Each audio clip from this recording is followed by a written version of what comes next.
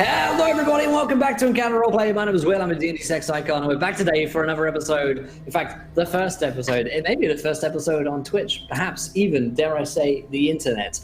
We are playing a new RPG here on Kickstarter at the moment called The Advance. It's on Kickstarter right now. There'll be links running through the chat and in the YouTube description. It is a completely adaptable tabletop RPG that you can use in any setting that you want. And today we're taking it all the way to space, because that's how we roll around here. And we've got a great cast and crew of us for today's one-shot. So let's go around, remind ourselves of who we are, and tell us who you are going to be playing today. And let's start with Corey. How you doing, Corey?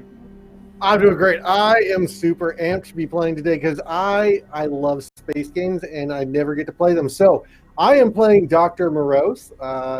I will be a very, very somber sort of character, unlike myself normally, but there will be embedded many, many jokes. But I'm playing a medic. I will be saving people's butts. Well, hopefully. We're going to need some butt saving around here.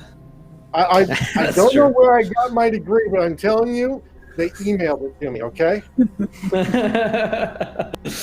That sounds questionable, but I like the sound of it. We've also got Creepy and Sound with us today. How you doing, my friend?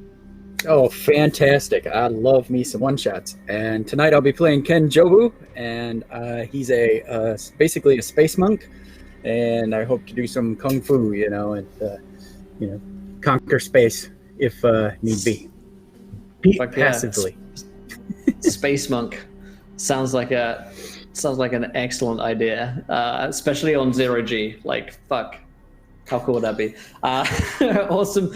Gonna make that one happen now. I'm just gonna write that in notes. But Stafford, while I'm doing that, talk to me, my friend. How you doing? Oh, doing great, Will. Hope you're surviving the day. I'm gonna give Kane a go tonight and see how he worked out.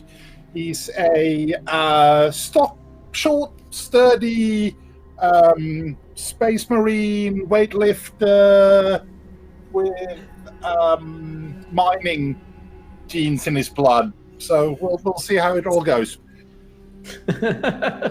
Fantastic. And I think as soon as we start the game, Verdict disconnected, so he's got a sense of dramatic timing, if nothing else. So Verdict will be back with us, I'm sure, in a minute. I think he's playing a noise marine, which is fucking awesome. You just shoot sound at people until they die, which I suppose is a little bit like being Coldplay. So I'm very excited tonight for to learn more about Verdict's character.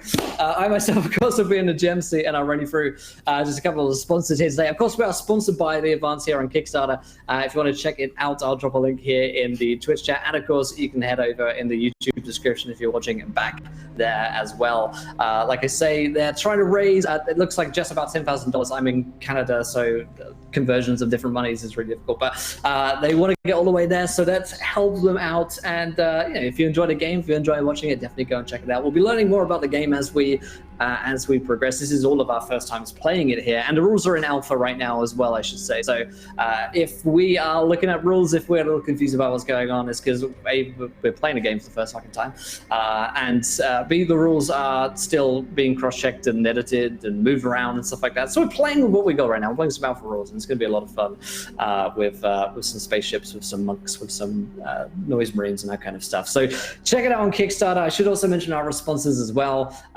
This week I spoke briefly just before about Grimmerspace, but definitely go check out grimmerspace.com, their Kickstarter as well. Similar vibe, but Starfinder as well. So if you're into all sorts of role-playing games, now it's really the Kickstarter season, it feels like. People are killing out there on Kickstarter. It's great to see. Of course, our regular sponsors include fantasygrounds.com, a virtual tabletop of choice. Head over there, download the demo version free on Steam or on their website, fantasygrounds.com. Whalen Games. .co.uk is a go-to destination for tabletop war games, board games, and more, up to 20% off. And last but not least, we hit 20 retweets on this tweet. We'll give away a set of tabletop loot dice to wonderful, benevolent people there in chat. So definitely go and check it out. I, for some reason, linked the Kickstarter on the tweet thing, but fuck. I'll go fix that here in a second. It looks to me like we've got Verdict back of us. How's it going, my friend? Welcome in. Sorry about that. My internet's just a little spotty right now. We've got a big storm overhead. It's no worries. Hopefully you survive through the storm with power and everything. Tell us a little bit about who you're going to be playing today.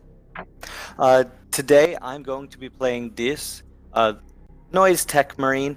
So basically what he is, he's just a guy who works on augmentations. People lose limbs all the times or need replacement ones when they start failing. He makes augmetic ones and he tests all of them himself. His legs are augmetic. He's only about 5'6", but he's a bulky guy. Like, you feel like he'd be a dwarf if there were dwarves around.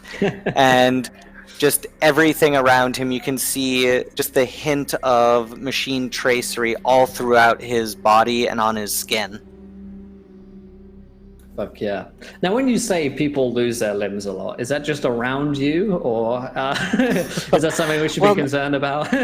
No, nothing around him. He doesn't chop anything off. He likes noises. That's what he uses for weapons. Noise. Yeah, let's talk a little bit about that, because this is something I love about this this game at the moment, is the idea of a noise marine. Talk us through how you hurt people with that. Pure sound. So, pure sound. The way that the war weaponized augmetic runes, if I got that correct, works is that you can basically make up any magic that you want for this.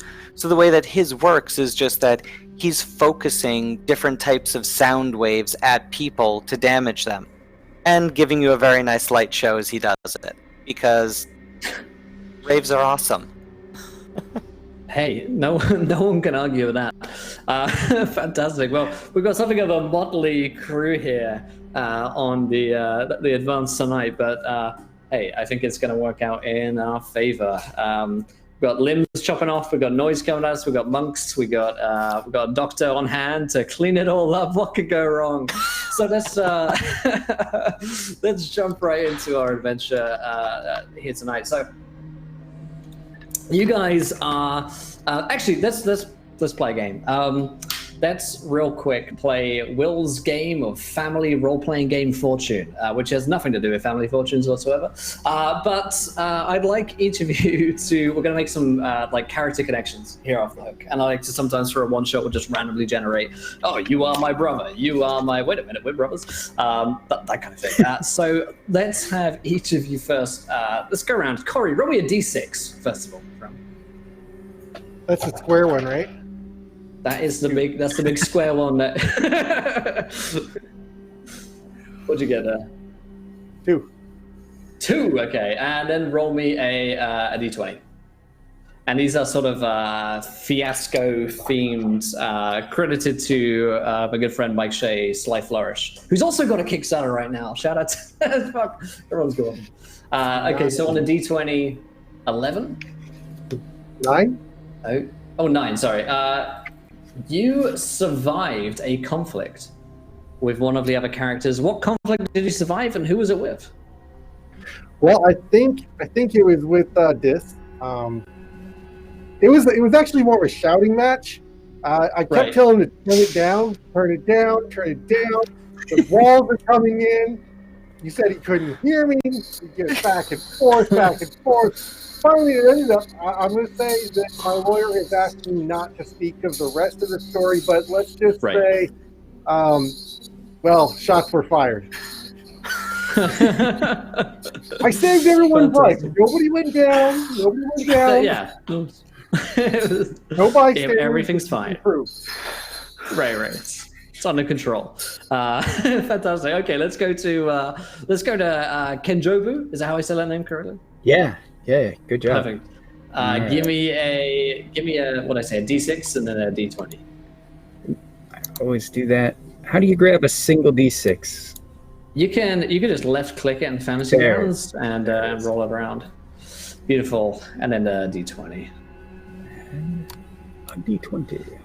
Okay, that was 7. Okay, you went to the same university, academy, or training hall as one of the other characters here, like Space Fleet, 101, with one of the other characters here. The prospector dwarf. Maybe we did some curls or whatever together at some gym somewhere. Kane. So. So you and Kane just go to the same gym, and that's how you know each other. Your gym buddies. Basically, or the training center or whatever for whatever organization we're part of. We met up training course without a weekend getaway that the two of you ended up on for some leadership building, team building exercises, bonded over that. I like it. Okay, let's go to Kane. What's your a D6 and a D20, my friend? This is really fun. D6 and a D20 coming up. And the fun thing is that this shit will determine how this game ends on a one shot. So 3-14. 3-14.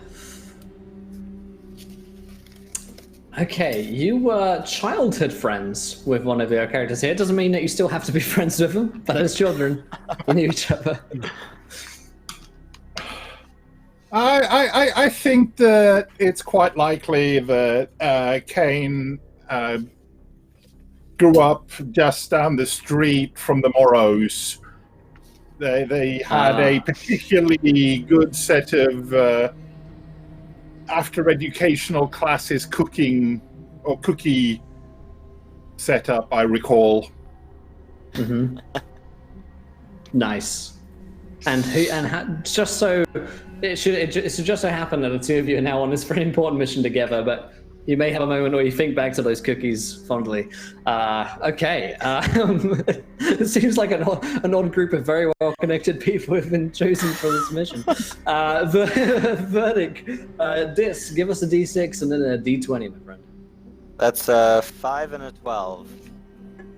Oh, a blood debt needs to be repaid to one of the other characters. Who do you owe a blood debt to? Well, I'm gonna have to keep going with this, but he has to repay it back to Dr. Morrow just because, lawyers got involved, made sure that everything just went away. So now I kind of owe him, and I don't want to. I want to be able to lord that argument over him, but I just look at him, and he just, I know the lawyers are right behind him. The lawyers already have a one called away. I like that a lot. That's great. Okay, let's do one more round of this, and then I feel like we'll have some great connections. And if you can, pick a different character this time, and we'll forge some other connections there as well. So let's have Dr. Morrow's a D6 and a D20, my friend. I'll even do it in Fantasy Grounds this time. Wow. All right. 5, 4. Ooh, okay. You were former enemies with one of the other characters here. Childhood friends and former enemies of Kane, maybe? I don't know. Or maybe right. Kenjabu. That's right. Those cookies, they're the reason that I am a Spectre, and that I am firmly believing that that's when the spirits started. They started following me around. They plagued me, harrowed me for years, and my medical studies have suffered for it. I've made lemons from lemonade, gotten over it, and, well, let's just say it's a smoldering dark spot on my past. But Kane, I forgive you. I forgive you, Kane. It was just one brownie. So Kane sees you as childhood friends, but you don't see that quite in the same light, it sounds like. Kane's fondly thinking of these cookies, and you're like, these cookies fuck me up, man. Like, amazing. Kenjabu, he gives a D6 and a D20. Right.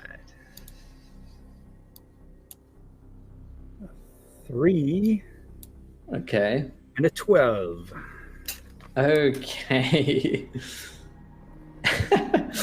Romantic competitors, current or former? All right.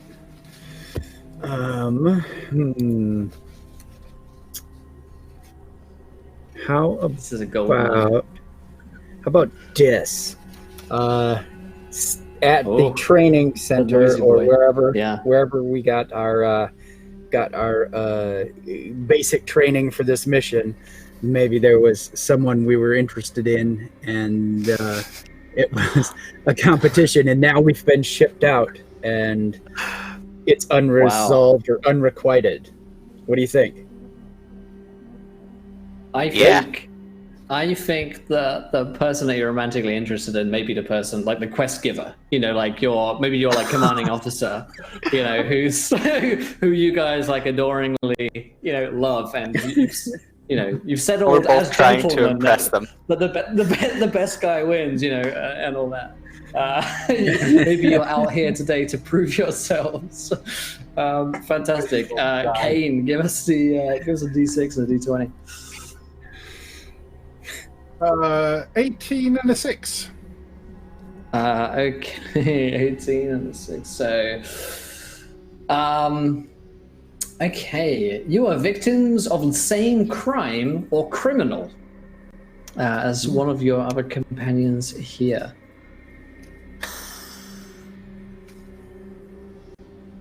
Ooh. What was the real crime? I think that apart from the real crime here being thefts of hearts and so forth, but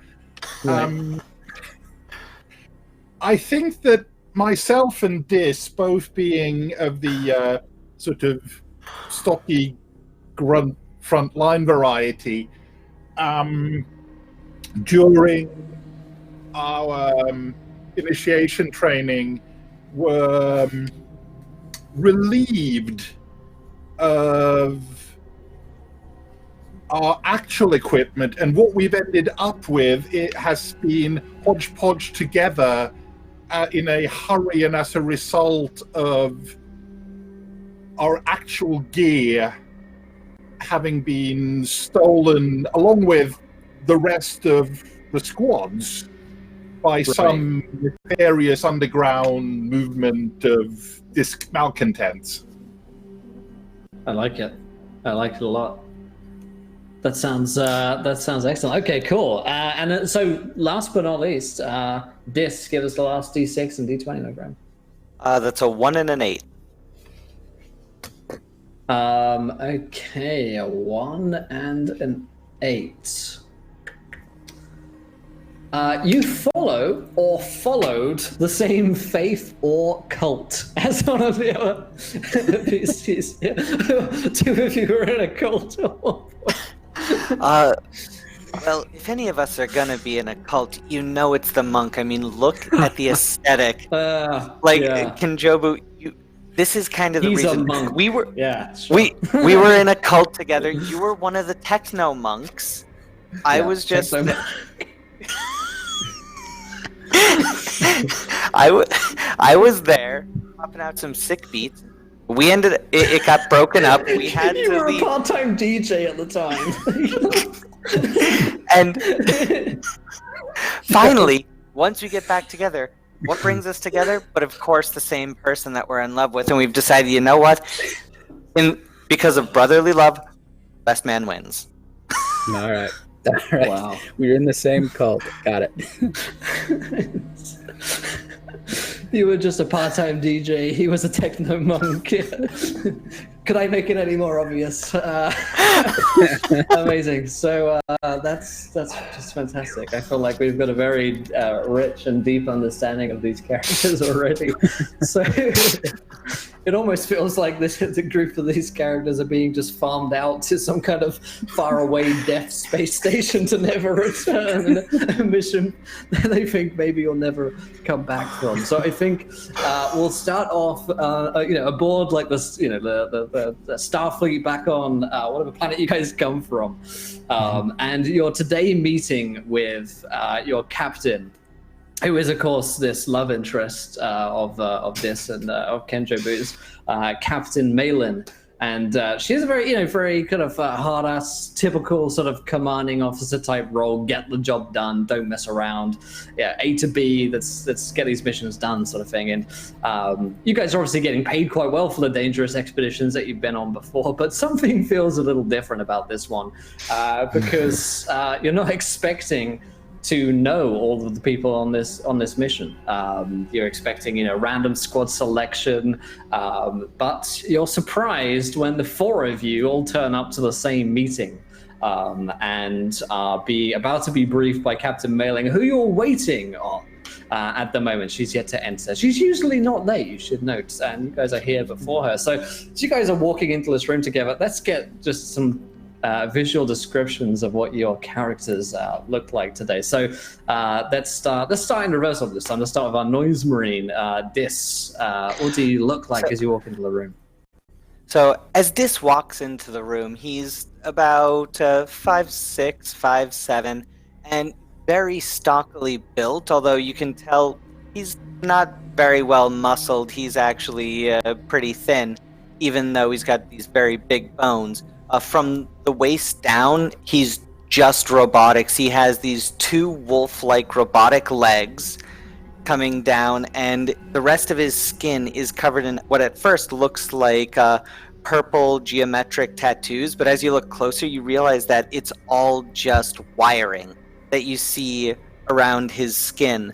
And he currently has a pair of earplugs hanging down around his neck. His hair is cropped short and you can tell it used to be dyed from the amount of just like bleach stains on his scalp. Nice. Cool. So next to this wired monstrosity is Kane, our prospector. Kane, what do you look like?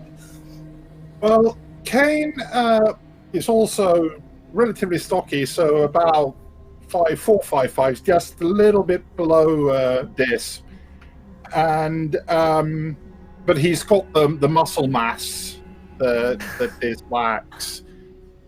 He's dressed in shabby leathers with a hood, but most noticeably is that he wears a crackling force field, almost that sort of flickers on and off, and there's sparks flying out occasionally and so forth. So it looks like the battery shorts out now and then.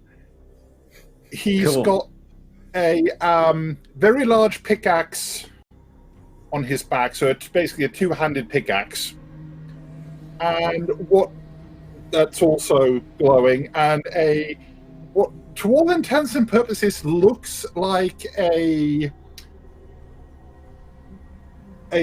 water trough for feeding animals. So like a small horse trough on his back as well.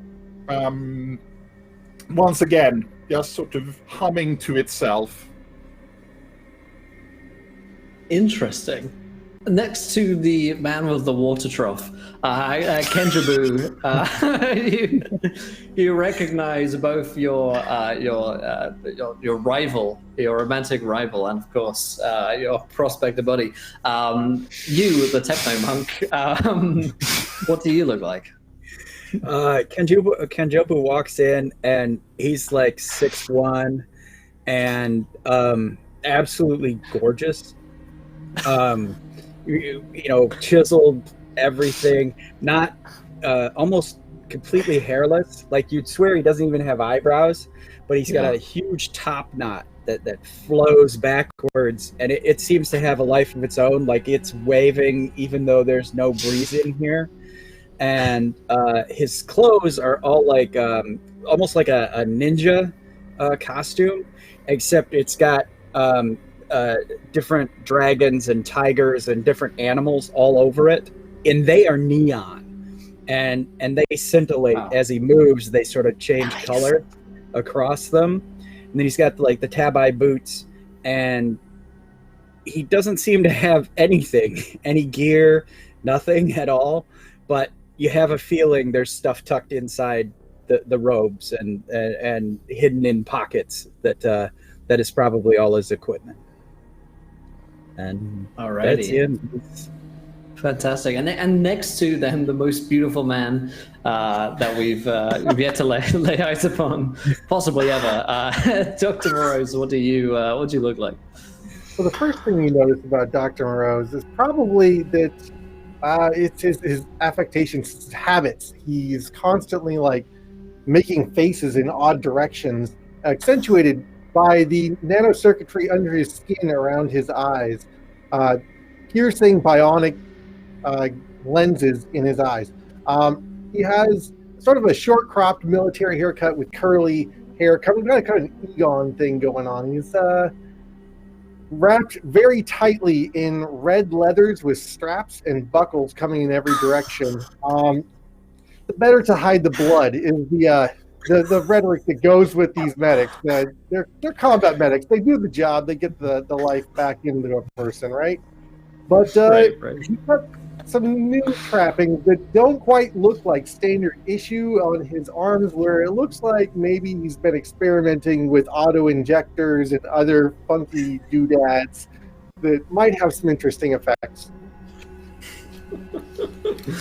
Fantastic. And so, lastly, came 4 of these strangest vagabonds from across the known universe, walking into the same room, waiting for Captain Malin to arrive. And there's like some coffee and some light snacks, finger food laid out for you guys, sort of standard stuff. And you have seems like a couple of minutes to hang out before the captain arrives.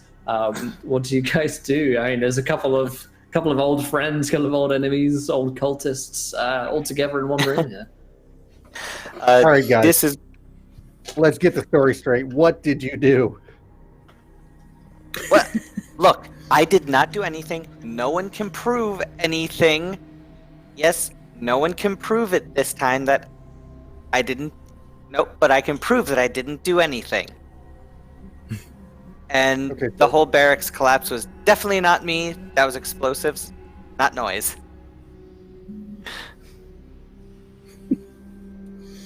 Well, Kane is heading over to the foodstuffs.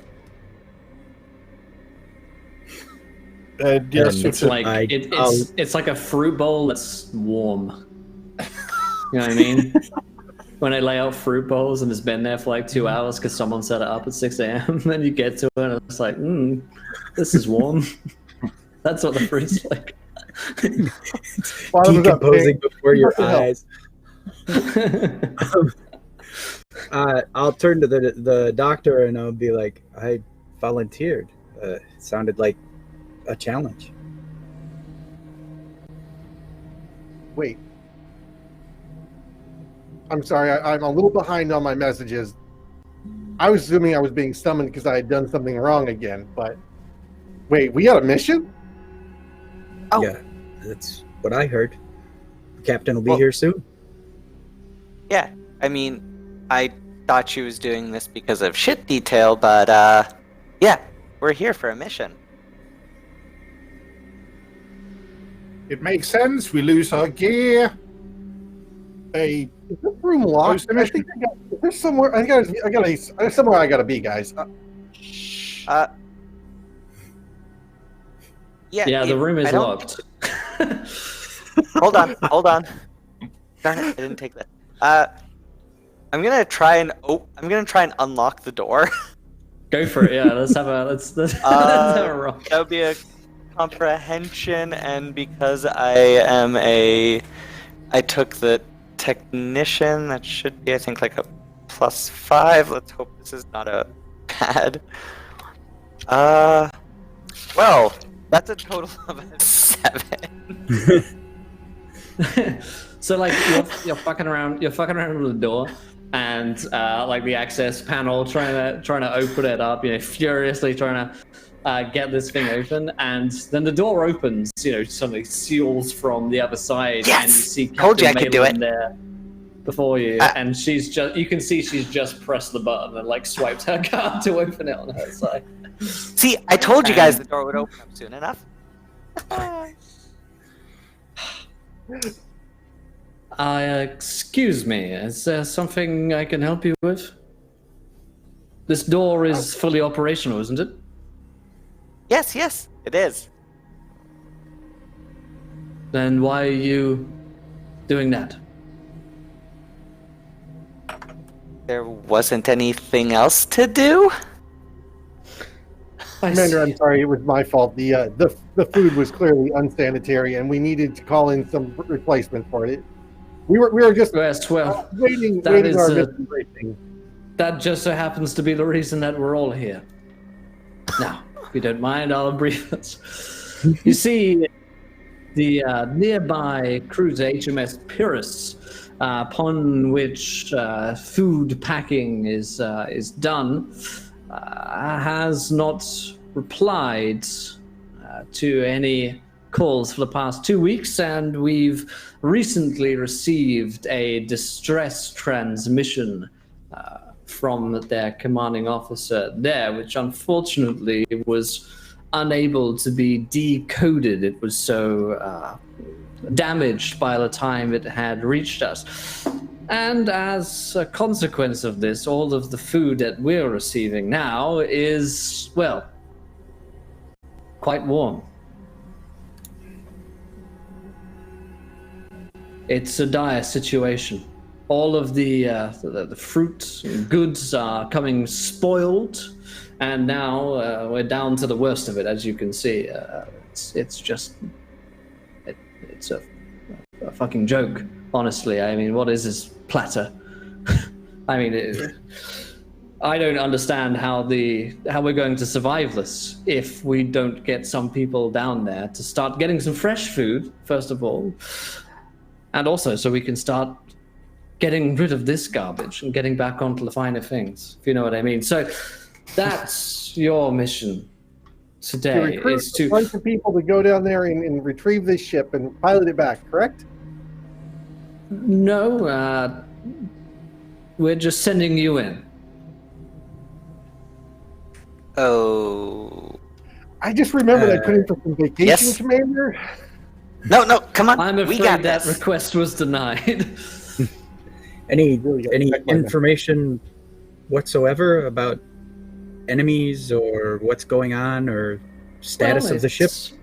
I've been told by my technicians that such things are not uncommon, and we're not far enough out in the sector to be troubled by any foreign assets. So most likely what's happened is that the transmission beacon has gone faulty and started to go off on its own. But seeing as we haven't heard from them for a few weeks, it could be that their whole communications relay is down, which is why we're not too concerned about this, which is why we're sending you. Well, we won't let you down. It should be a simple mission. Get inside, fix the communication relay so that they can start sending us messages and fresh food, because once we run out of this stuff, then we're going to start running out of food entirely. So it's important, but shouldn't be of too much of a concern. Even you should be able to handle it. Any questions? No, ma'am. Not at all. Well, you will all receive the full briefing on your data pads, so I trust you to be able to read should you need any further information. The coordinates are also there, and you've been granted a cruiser to take you out there.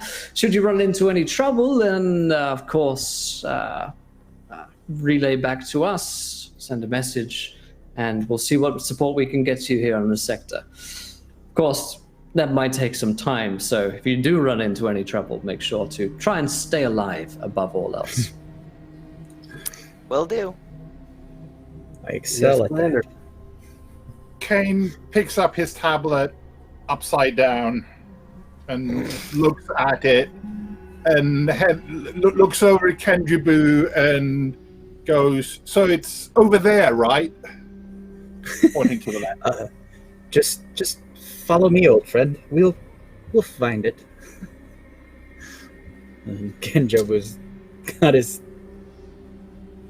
and walks out. Captain Mela looks at you approvingly. This will grab a scoop of the warm fruit, put it into one of his pouches, and lope off after Kenjobu. No, the time for questions is over. Yes, Commander. Make our way out the room. Yeah, you guys make your way out of the room and you're sort of alone. You've got like the briefings on your data pads. You've got the location of HMS Pyrrhus, which is not too far from here. It'll take you a couple of days in the cruiser to get over there. And it seems, like a standard sort of mission. Go and fix a radio beacon. Guys, once we're out of the commander's earshot, something's definitely not right here. I mean, yeah, if the communications went down, we wouldn't hear from them for like a day or two, but if it's only going to take us a few days to get there by ship, and it's been a few weeks, just be on your lookout. Something may not be right. So what you're saying is we may be the third or fourth mission that's been out there? Well, judging by her very blasé attitude for it, we're the first one to go there, and I think she may be working up a second list. Well, then we'll just have to accomplish the mission, and that way she'll never need that list. I think you guys are looking at this all wrong. They've granted us a cruiser. We could be pirates. I'm under the belief that there will be a crew aboard said cruiser, because I don't know how to fly a starship. I definitely don't know how to fly a starship. I can take it apart if you give me enough time. But that's about it. I can't fly it from the med bay. I guess that leaves you, Kane.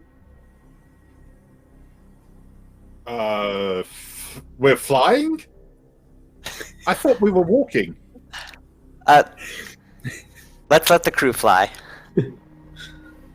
And Ken Jobo squeeze his, big, huge arm and be like, "Yep, all brains. Come on, buddy, let's do this."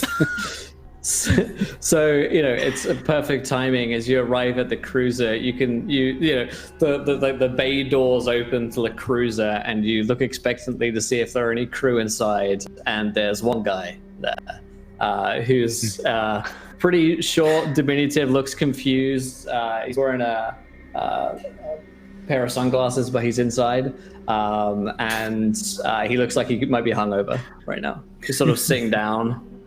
I don't mean to kick the tires, but I'm going to kick the tires on this spaceship. I'm going to go over to the guy with glasses who looks like he's hungover and increasing my vocal amplifiers just a little bit. Hey, who are you? Oh God. You're going to have to be quiet. Wait, it's what? What do you mean it's quiet? So loud in here. Who are you? Talk about echo chamber. I'm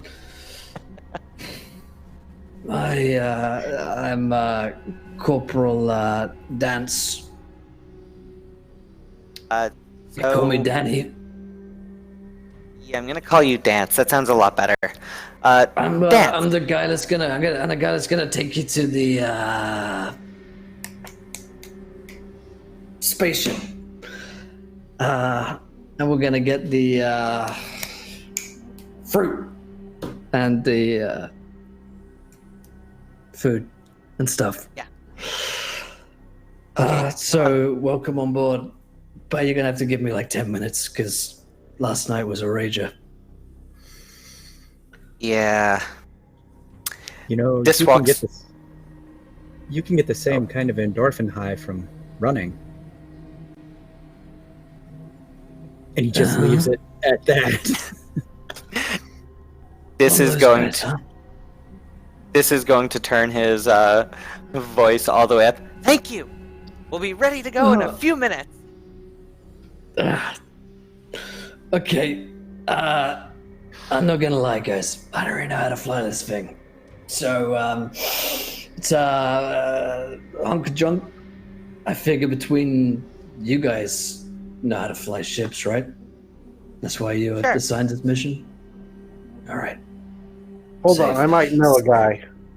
I start consulting with the spirits behind me. You guys, you can't see me talking to anybody in particular. Yeah, one of these guys is a pilot. I think we can figure this out. Well- Is he talking to someone? Is See Dilla? What's going on? Yes. He's talking to that second image of him that you probably see. Oh. Gotcha. That's weird. Well, our lives are in your hands, Doc. All right. Excuse me, Corporal. I'm going to need the pilot's chair. That would be the one. Yeah. Oh, that's the big. Right? I mean, it's no, the I'm big sorry. one. Yeah. I'm sorry. That's the co-pilot's chair. You're totally welcome to sit there. I'll take this one right over here. Okay. Corporal Dan sits close to you in one of the other chairs. It's like, so I think the big red one makes it go, and the green one makes it stop. No, that doesn't sound right. That sounds the other way around. Other way around. Green So to I go. would like to try to gather information on how to pilot this ship from the steering that accompany me. That sounds great. Is there a role that you have already for that can work? I do not know what the role would be for that. It's a manifestation of my runes. Or one of the All right, roll me a d10, seeing as that's the die that we're playing with this game. That would be a 6 plus a 5 modifier, so an 11. Nice. So, whether or not it's the spirits really answering Dr. Morose, none of us will ever really know. But he does seem to have a basic understanding of how shipcrafts sort of work. Maybe it's just that he took a theory lesson 20 years ago and it's sort of coming back to him. Or maybe the spirits are really telling him. None of us will ever really know, but he seems to sort of launch the lights come on the ship, the ignition, for lack of a better term, starts to run, and Corporal Dance looks at you like you're some kind of genius. That's crazy. You guys are good. You guys are real good. Corporal Dance, would you press that button right over there for me? Right over there. Yes, the one that says yeah. Yep. Oh. No, not that one, not that one, not that one, not that one. All right, no. Well, you guys are you're probably the best crew that I've ever had. So this and by this time you guys are lifting off and headed out. The dancer's like, so you guys, there's something wrong with the food? What's going on? No, food's good. I was pretty Takes out drunk some of when the fruit Captain from his pouch. Eats it. What's her name told me. Malin, that's her name. And she told me I was super drunk. Yeah, you Mm-hmm. you just worry about staying alive. We'll take care of this. They All right. stole the cookies. Corporal, you definitely missed the briefing. I don't know how drunk you were, but I don't recall the commander even talking to you. Oh yeah, you're right. That would make sense why I don't know what's going on. Because I wasn't at the briefing today. I knew I'd forgotten something. Oh shit. This is bad. Don't worry. We're on a spaceship. They'll never find us. We could be pirates, guys. Have you thought about we could just be pirates? I mean, I'm pretty sure when I get back here, I'm gonna get bollocked by Captain Malin. I may even lose my job because I don't fucking know how to fly a ship, and I've been telling them for years that I can. And I don't know you guys, but you seem kind of weird too. So maybe we should just be pirates. Well, you go sleep it off, and when you're no longer drunk, we'll talk about being pirates together. Okay? All right, man. I like you. I like you a lot. All right. That's He one of passes us. out.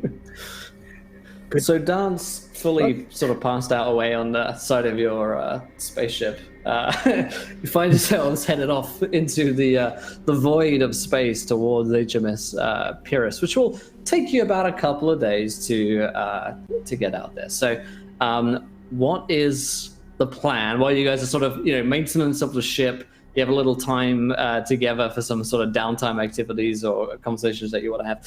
What are you guys up to on your own cruiser? And this may be the first time that you guys have ever been allowed like your own cruiser to fuck around with. I'm definitely liking the pirates idea, just not with that guy. I have to agree. I like him in theory, but when I hit the autopilot button and it showed engaged and he was sitting there, I really did not feel leaving the ship unmanned was the best idea. So I locked him in his quarters to sleep it off. Oh, that's good.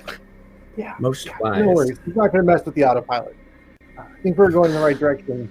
I am, however, looking for potential hidden storage compartments, shall we say.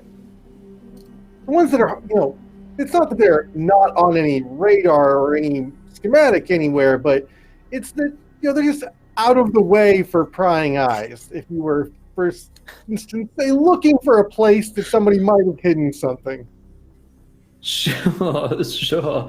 Yeah, I mean, like, bootlegging stuff is totally a thing in space. It's even easier to bootleg. So, you probably turn up in some hidden compartments where the crew might have stored like their best bottle of space whiskey, and stuff, little bits like that. You also just find the compartments that if you want to store your own shit in them, you've got plenty of hidden little compartments around the ship if Morose would like to hide anything around there. Stash anything. Just see if there's anything this bag of bolts might be worth. Should we choose to venture out on our own? Just intel gathering, just completely. Yeah, I think it's been a while since this thing's inspected. Yeah, the cruiser is, it is a hunk of junk. It's a tub which happens to be able to fly. They haven't given you, they've given you the Millennium Falcon, not in its heyday when it's in the fucking junkyard sort of thing. They haven't given you a really nice, sleek new model, but it flies. It's you'd have to actually become a pirate, which I am entertaining as a very real possibility of where this one shot may go. You'd probably need to register you'd have to change the number plates, is what I'm saying. You have to change the fucking plates on your spaceship so that they don't know who it belongs to, because it's in a database somewhere, no doubt. But yeah, that's it's only a number plate away from a pirate vessel, really. It has some basic lasers on the side of it. It's got a cannon on it that can fire. That would shred a normal fucking person, but it isn't high intensity. You're going to be taking out other ships with this thing. If you get into a space fight, there's no doubt in your mind that retreat would be for the better part of valor here, rather than trying to face anyone. It's more like a commercial cruiser which has had a cannon strapped onto it. Which is a terrifying idea. The more I think about that, actually, I'm like, what if in real life we just gave our army fucking 710 attached rockets to it? That would be intense. But yeah, so that's the situation you're dealing with here. Eventually, Dance will wake up, and he does have a basic understanding of how the ship works. He's one of those guys that's he's always been in uni, so he's been in the same course for the past 7 years. He's never really completed it, but he has an understanding of the basics of it. He can bullshit his way through. If someone asked him a question about space shit, he'd be able to give you an intelligent sounding answer, even if it wasn't actually real. So yeah, that's his situation there with Dance. And he expresses to you his ideal plan would be, what if you guys get there, I'll wait here on the ship, get a couple of brewskis ready for when you guys are ready to come back, fresh fruit, some drinks, and then we become pirates. And say, fuck Captain Malin, we've got all the fresh fruit, we've got all the other thing that I said, and we're pirates. Ken Jobu he's not going to ever become a pirate, or at least he doesn't believe at this point, but he's going to go along with this plan so that we get food on board the ship. And so he says, I believe that's a good plan. We shall endeavor to accomplish that. This guy gets it. Yes, This guy. he totally does. Not only that, I want to get back and win the heart of the captain. So, Kenjobu he doesn't say that, but again, that's what he wants to complete the mission for. Yeah. Meanwhile, back a little ways, Kane is busy doing press-ups. The only problem from everybody else's viewpoint is that his arms are submerged through the upper layer of the hull, and he's actually doing the press-ups through the floor against the outer portion of the hull as opposed to the inner one. He just hasn't noticed. This takes a quick look. No air coming through. No air leaving. Shrugs and walks off. Kenjobu doesn't know any better, so he just walks by. Form is good. Continue. Doctor, we may have to blow half the ship. This escalated. Okay. As long as it completes the mission, I guess. Do you Sure. need assistance? Would you put your finger on this pad right over here for me, Corporal? Oh, the corporal? He did. Yeah. Oh, you want Corporal Dance to do that? Yeah. Yeah. He'll do that straight away. Yeah. Sure. What does it do? Oh, this is a finger thing. I remember this from class. Yeah, and I'm going to press mine over here, and yeah. I'm going to try to transfer operational controls away from him before we go and dock.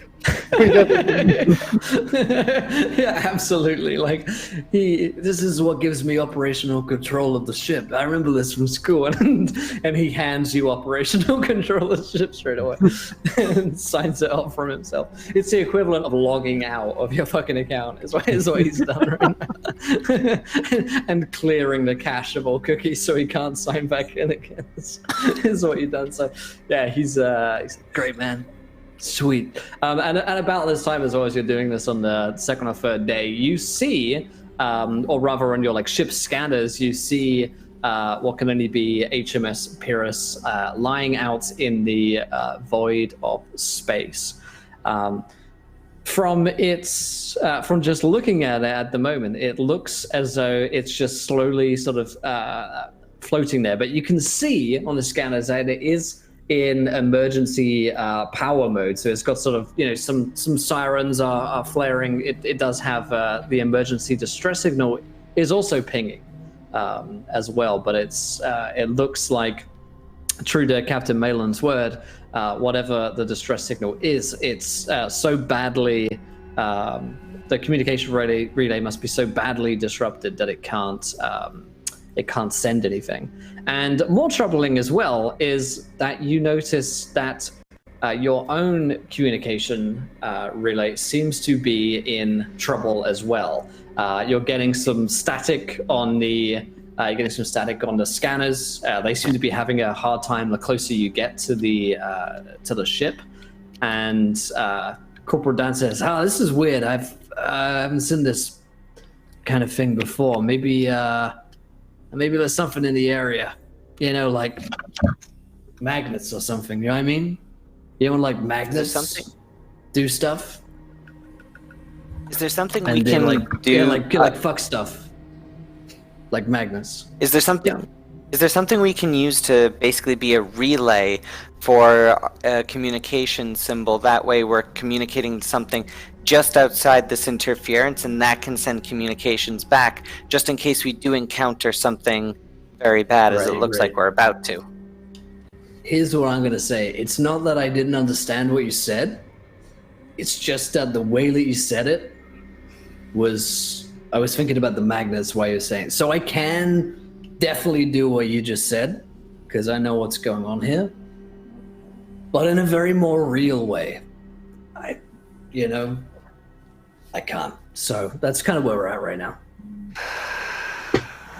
Please back up. Okay. Does there appear to be any external damage to the ship or anything that shouldn't be on the ship from the outside that our scanners can tell us? It seems like all is accounted for. The ship hull certainly hasn't taken any damage. You can't see anything surrounding it, which looks like it's disrupting or anything alien that oughtn't to be there. So emergency power is on, which means that they could have had just a power failure, and maybe that knocked out their communications relay as well. Or it could be it could be a flux or of like electromagnetic shit, which is knocked out their power as well. So Dance is not not an educated man particularly, but he's got a sort of thrust of what may have happened here is, something kind of went wrong, and maybe you could just go boot it back up again. In the case that it has been knocked out, you may be able to use your cruiser as like emergency power to help run their ship. Would I be able to set up a small probe to stay beyond the interference and send out a signal, say, once every hour, letting them know that we're investigating, and should the signal ever stop, that something has gone wrong, and basically set it for a kill switch of 4 days or a few days? Sure, yeah. Yep, you could set it up, yeah. Okay, I'm gonna set that up and send that out there because, something seems very off about this. I mean, guys, if it was just a communications problem, it would be their ship, not ours. Am I crazy? I don't know anything about ships, but that sounds correct. Kane, gonna back me up? Sounds reasonable to me. Okay. You're the sound guy. Yep. That's what I do. Sound. Right. So yeah, I'm gonna set that up and send it out. Set it out just outside of the static interference, and I'm gonna give us 4 days, just so that in case there's something really wrong in there, we can fix it, and if there isn't anything wrong, we can just shut it down. Okay. That seems like it's in place. You maybe spend like an hour or so trying to set that up. As long as you stay at a distance, it's quite easy to manage. Like your computer system seems to be unaffected. It does seem the closer that you're getting to the ship, the more things start to get screwy. So you may be wanting to send out if you wanted to board the vessel, you'd want to do so on one of like the smaller sort of like launch pods that you can get to transfer personnel back and forth. And it looks like their escape pods are still on their ship as well, so yeah. No one's gone. That doesn't bode well. They could have malfunctioned the same way that the communications malfunctioned. Is there a way for us to tell if there is life support? Oh yeah, that's this button here. I think it's the L. No, that's a laser. Oh, that was close. Yes, I am getting multiple life signatures. There are people alive in there. Looks like quite a lot of them as well. Then let's take a lunch. So the crew are probably just sitting in there eating food, like fresh fruit and stuff. Are they all Don't forget the pirates thing, guys. Yeah, but we need food first. Yes. It's true. Gotta have food to be a course. pirate. What are we gonna sell? If we don't get the food, what are we gonna sell? Yeah, what are we gonna eat? We're gonna be We food gotta pirates. get back on board. And maybe these guys will be our first victims. He rolls his eyes. Yes. Fruit pirates for life. All right, guys, you get out there, get the fruit, then we'll be pirates. Nothing to worry about. All right, so I Okay. will attempt to dock to the side of the larger cruiser. What was the name of the ship? The Purists. Purist. We would take a shuttle over, or is this something where we dock or we Yeah, fly? you can take into it. You can take shuttle. a shuttle. Yeah, shuttle over. a Yeah. shuttle. Perfect. Well, Yeah. if we're taking a shuttle, I think we should have Dan's fly us over. No. I mean, I could. I could. I was thinking I'd stay back here. You know, someone man the ship, just in case something goes wrong, and then you need someone here. Or, you know, I mean, Well, but we would need someone there. We need someone in that shuttle, so in case we need to leave, you're there, you've got it going, and we can have that last moment, dive into the shuttle, you fly us out of there with a cool one-liner. Just remember that. You get the cool one-liner. Maybe us Persuade carrying me. fruit, and the ship explodes, and you fly through the fire or something. It'd be all right. very pyrotechnic. That swayed me. Yeah. Let's do that. This is why I fucking went to spaceship school, Dissuaded. man. This year right here is why I went to spaceship school, and I've been there for 7 years. And I've never been able to do something like this before. So this is sick. All right, let's find a shuttles over this way, I think. And yep, he starts heading over to the shuttle bay and getting the shuttle ready. Although you are aware that leaving Dance behind would just leave, I guess, the computer in control, which may be a better thing. Who knows? As soon as Dance is off with the shuttle, I think we just fly away with the cruiser. You guys leave him out. You send him out into space. The cold void of space. I feel like that would be the start of, that's just the start of a comic book series right there for Dance. It's just his buddies leave him out into the cold void of space, and he goes off to become a fruit pirate on his own. Vows vengeance. It's got a limited range. Corporal may or may not discover Kane painting a very stylized Jolly Roger emblem on the side of the shuttle. Nice. It's cool.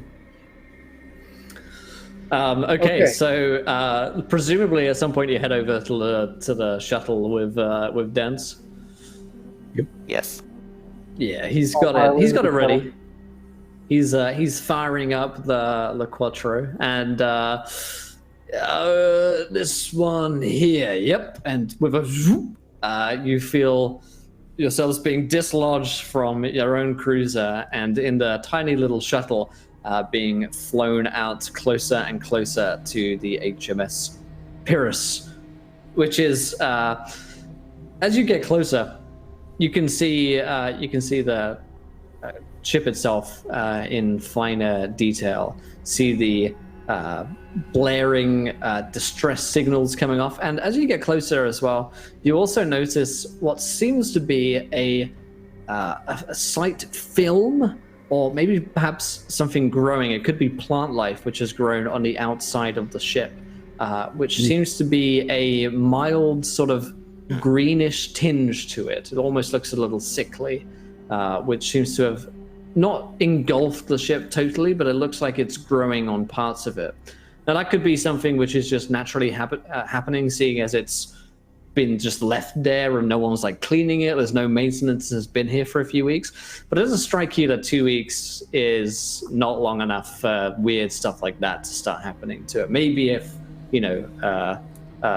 Space Hulk had been out there for years, it's starting to get, strange decay on it. But that seems like it's too quick for this situation, at least. And Dan says, that's green, man. Green paint. Did I recognize anything like this in my experiences or studies? Sure, yeah. Give me a roll. Anything that you think might help with sort of historic knowledge, stuff that you've read. I guess medicine stuff might help as well for you there as well. Just general biology, things growing in General space. biology, yeah. That'll be a 9 total. Okay, yeah. You haven't seen this before yourself, but you've certainly read of like bacteria and plant life which can grow, but it always needs organic. This certain strain always needs like organic material to feed from. So it's probably coming from inside and has grown outside of the ship as well, and it's feeding. Using its like root system, it's feeding on something on the inside. So organic material on a food space plant is, a free for all. There's probably a ton of it. So it's possible that with the low power modes, they haven't been able to keep the ship clean enough, and so this material is sort of weighing it down and growing on the outside now. With that knowledge, I'll turn to the crew and say, team, I think we need to evaluate this from a biohazard protocol, and we should be wearing our masks at all times. Okay. You guys have those? They're literally in every bay. You just hit this button right here. Oh, that's what that button does. Shit, man, I lost mine like 4 years ago. Wow, I've been to some super toxic planets. I should have been wearing that. Cool. Puts it on. Just sit. Learn something new every day. Buddy system. Puts on this will check Kenjobu's. Yep. All right. Check yours. Seems like all is working. Just the two of us. Nobody else. Just the Okay. two buddies. You go start buddy system, and just the two of you start doing Hey, It's from your time in a cult where everything had to be a buddy system. You always had to be watching someone else.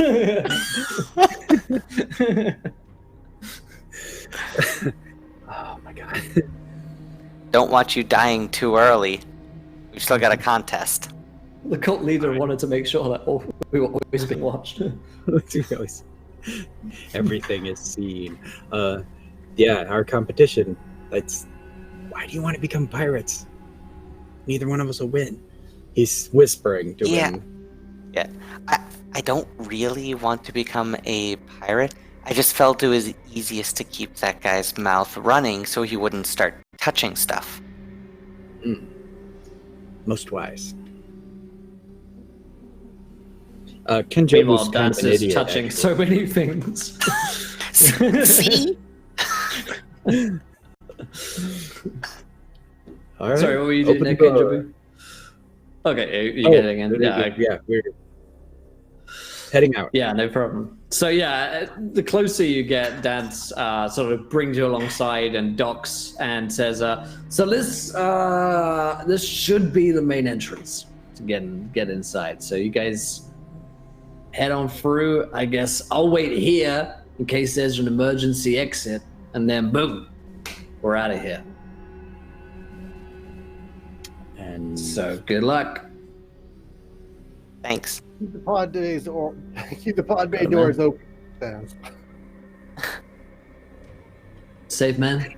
All right. as a You player, guys I'm have like, a good day. that's good. I'll Joe keep Boy, those that's- doors wide open, baby. Everyone's getting through these doors. Right into our ship, right back to our cruiser. That's how this is gonna work. Perfect. Open door policy, am I right? Right, Oh you're shit, right. that's what that means. That's what that means. Learning. Man, now you spaceship know. school is great. Yes, I feel like you've come a long way since we've met, and I look forward to you being here when we get back. So keep the motors warm. So And, goodbye. Salute. You're the only NPC we've had in here. kiss both his See you cheeks. We'll be right back, buddy. Right here. It's like putting down a fucking dog. It's just so savage. Just Put his sunglasses everything's on. gonna Give him a be cigarette. Give him a cigarette. Here's some of your favorite things. Oh, my God.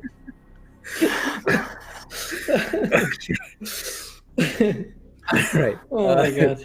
Push on into said And space. we'll open up this dock door Yeah. to the HMS. Absolutely. Yeah. You open up the sealed door, and there's a sort of short corridor leading up to a sealed porthole. And once you get through that, you're actually on HMS Pyrrhus itself. And it looks like the porthole is closed, and it looks like the power for the porthole as well is the door isn't on right now. So you're going to have to jimmy it open, either with strength or try and sort of hack open the door to get its mechanics back online again. What's not me? Can handle this? I can try and hack it unless someone really wants to bash it open. How about we hack first and bash later? Okay. If I had $1 for every time I heard Yeah, that looks like a 1927-52 code. Ooh. That's a total of 10. Okay. So as you start hacking away at the door, it's a little harder than you were expecting, and actually, it seems like the door itself is so short that it makes hacking it even harder because it's just sort of broken. You're not hacking into a perfectly functioning system. The system itself is falling apart. So you break in, but it's trickier than you would have liked. And as the door swings open, there is a sudden burst of steam coming from a nearby cable in the room that is incredibly hot, and for a couple of seconds just blazes out into the space that you are yet to walk into. But it's quite the shock to see this. And taking a closer look at it, you can tell that these cables have been quite badly fucked with. They look like someone has most likely sabotaged them. Not so much as a trap, it would seem, but it looks like just so that they were broken. And that's kind of concerning for you. Also, there's no one here waiting for you at the entry point. No one seems to be around. There is one long corridor leading further down, which also looks empty, and it also looks like the cables there have been quite badly damaged as well. And it doesn't look like it doesn't look like the cables have just degraded over time or anything like that. They haven't just worn away. It looks like they've been slashed at, possibly with a weapon. Well, I mean, it's not too disconcerting that someone wouldn't be here. I mean, space is very large, and our ship's relatively small and doesn't produce really much light. So they'd have to be looking at the right spot to see us. But then again, who goes ham on a bunch of wires? Did we attempt to hail them? The communications were all down. Yeah, that's funny. But yeah, the comms were down just a second. Like, oh shit, we should have texted them that we were coming. Yeah, no, the comms relays are all down. There was one horrible second where we were all like, oh shit, god damn it, Dance, why didn't you text me? Yeah, you actually do have Dance on. You would normally have Dance on like your radio sets, but the comms are all fucked here, so you can't even hear him. So yeah, I mean, it's totally possible that they just didn't know you were coming. Do you guys want to say hi, see if someone comes? Sure. What's the worst that could happen? I'll attempt to activate the paging system. And it's from the inside of the airlock. That's correct, inside of the airlock, right? We've got that open now?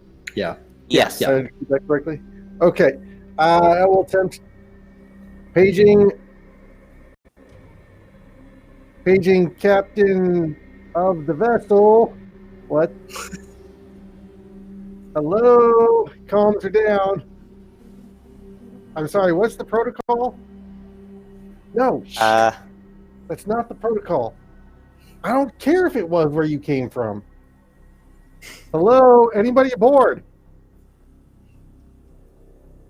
No response on the comms. Does it sound like the comms actually worked? Could we hear them off in the distance or no? No, you can't. You don't hear them, reverberating anywhere. But it's feasible that like wherever they would be playing, like a captain's cabin or something like that, the command deck is far away that you wouldn't hear it.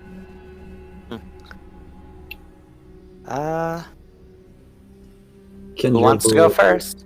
Kenjobu will move down to the corner and, ninja peek, see what's there. All right, You take guys. a look. You want to have a little peek around the corner? Yeah. Yeah. Kenjabu sort of jumps down the corridor to take a little peek around. You see that while there's emergency lighting down this first corridor that you see, the corridor that branches off from it, like a T-junction, both those tunnels don't have any emergency lighting. And looking up at the lights, it looks like they have also been slashed at and damaged quite badly. Can we tell with what or by what? Is there like broken off claws or? Yeah, it looks similar to the damage done to the cables. You wouldn't necessarily say like claw marks, but someone might have set about it with a club or maybe even their hands. You could punch through a light if you were trying hard enough. Possibly like a sword or something like that. Yeah, it looks like someone has done this rather than something. It's not of such a degree or scale that only a monster could have done it. It seems, like someone probably did that. Kenjobu reaches in his robe and checks to make sure his flashlight's there, and then he turns back to everyone and motions them forward. This will follow second. Yeah, Kane won't be far behind, as he's wondering, is there any real sign of the vegetation outgrowth here in the corridor? Yeah, good question. Yeah, not in this first corridor, but when you come to the dark corridor with no lights on, you turn that first corner and decide to head in one of the directions. You do see signs of that sort of, and the closer you see, you can actually see that it is fungal in nature. It's a fungal growth, which seems to have spread across some of the walls. And, if you put your glove to it, it sort of comes away slightly green and wet with the moisture from the fungus. Clearly, they need a janitor around here to fix this whole place up. But still no signs or sounds of anyone at this point as you take a look at that, Kane.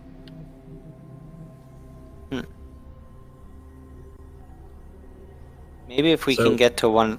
Oh.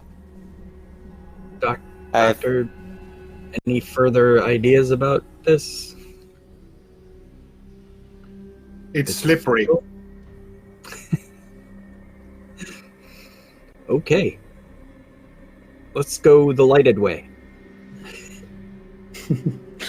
So, taking a look at the fungus, it seems like it's basically harmless. So you do have your mask stuff, and also any other Federation employees on the ship should have those as well. So even if it were a dangerous thing, it's probably gonna give you something awful in 20 years. It's like working around asbestos or something like that. It's gonna be bad in the future, but it's not gonna toxically fucking kill you right now. So capitalism, yeah. So you jar, save this for later.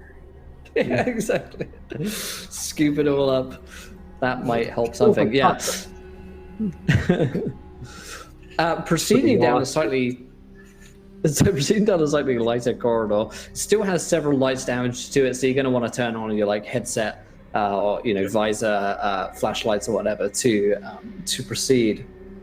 You come just outside a sealed door, which power is still on, so you could probably just press your hand to it to open it.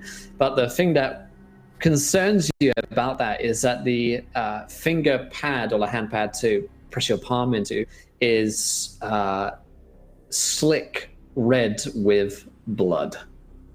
And it looks like someone's hand sort of smeared that on their way in most likely a panic to try and get inside that room. Do we want to enter this room or do we want to go the other way?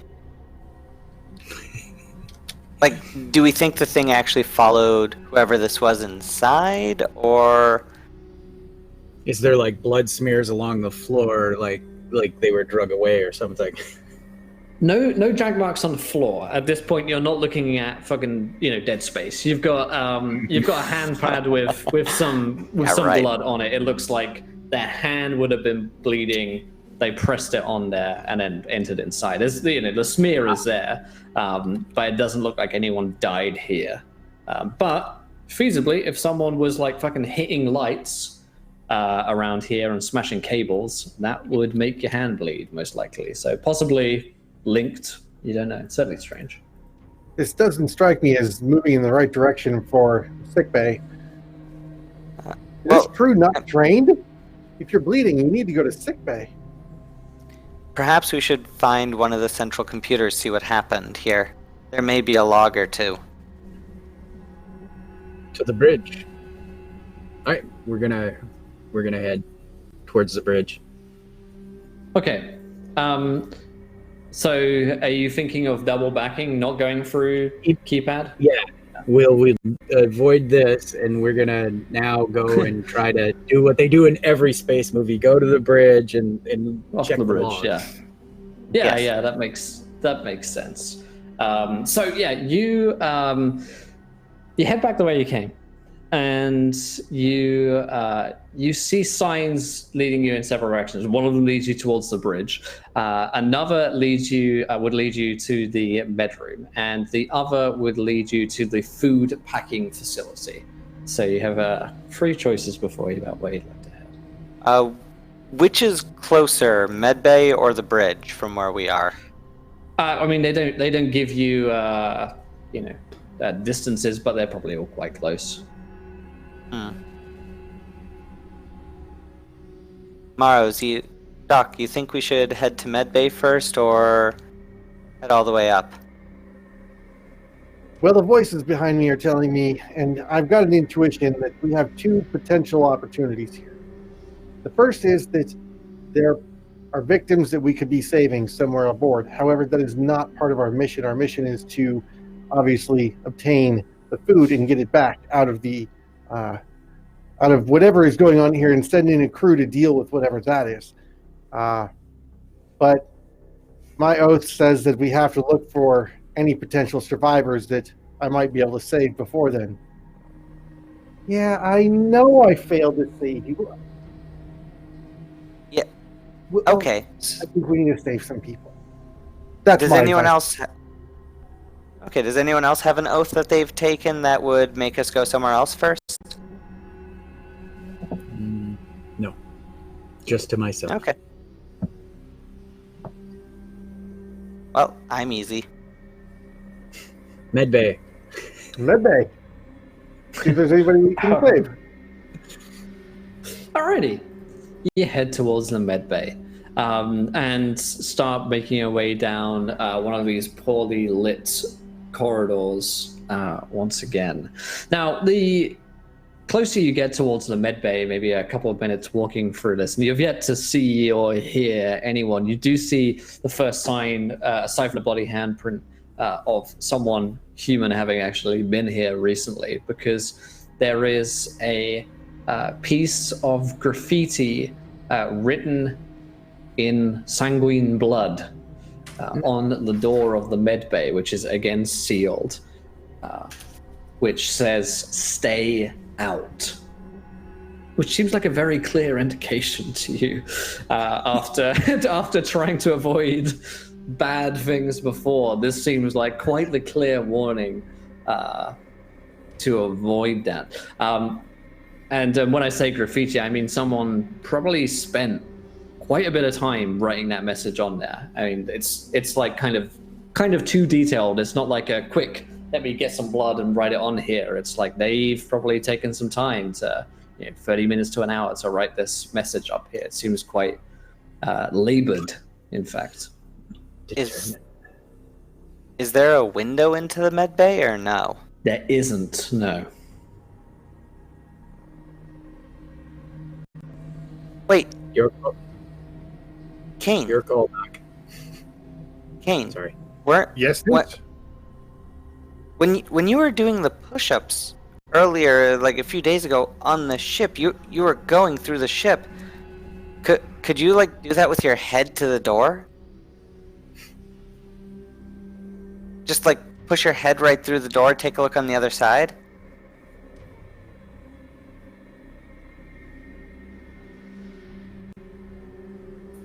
It depends on how thick the door is, I guess, but yeah. Depends on the door. Exactly. Quickly glancing around, is there any of the slime around this There area? is slime sort of present wherever you're going at this point. Yeah, it seems the further you're getting into the ship, the more slime you're coming across. Good. In which case, Kane is going to take the proverbial 4 steps back and lower his head and activating his prospectors, move through earth quality, essentially. Move through solid ground, is just going to run through the door. Okay, give me a roll. I want to see this. Just like the platform in Harry Potter. Exactly. This is 9 and 3/4. Nice. So we will watch then as Kane just sort of takes 4 steps back and charges towards this door. And in fairness, it's a med facility door. It doesn't look like that. It's not a blast sealed door. It's you don't need a couple of lightsabers and Liam Neeson to get through. All you need is one big burly prospector. And Kane blasts through this door, and he doesn't like go through with it, but you shunt it hard enough where you can feel that you've broken the locking mechanism on it, and it should be able to just open for you now. And then he's going to If you just wanna open the reach door. out and pull it open double-handed and indicate to this. Well, after you. As Kane gestures with the door, I pull out a med tag. I could have opened that. I just kind of wanted him to put his head through the door so he could look without opening it. They said, don't open the door. Okay. This is going to walk in, but he's starting to activate his runes, and you can see the purple, bluish bluish wire packets are lighting up all down his forearms and around his mouth. Okay. Interesting. And sorry, who was opening the door here? Kane opened it, but Dis walked through it. Okay, yeah. So Kane opens the door for you. You step through into a pretty demolished room. Is the first thing which you notice. The second is the smell which assails your nostrils. You take a look around, and you see dozens of medbay chairs and seats and tables which have been turned over and destroyed. they seem to be soaked through and dripping with blood. A thin pool covers the floor with blood, and there are opened, used, and spent medkits lying around the facility. No sign of human life, but also, interestingly enough, you don't see any bodies in here either. And yet the volume of blood, like the sheer amount of blood which is pooling and which is seeped through the beds where perhaps people would have been resting and healing on, are absolutely drenched and still dripping as well.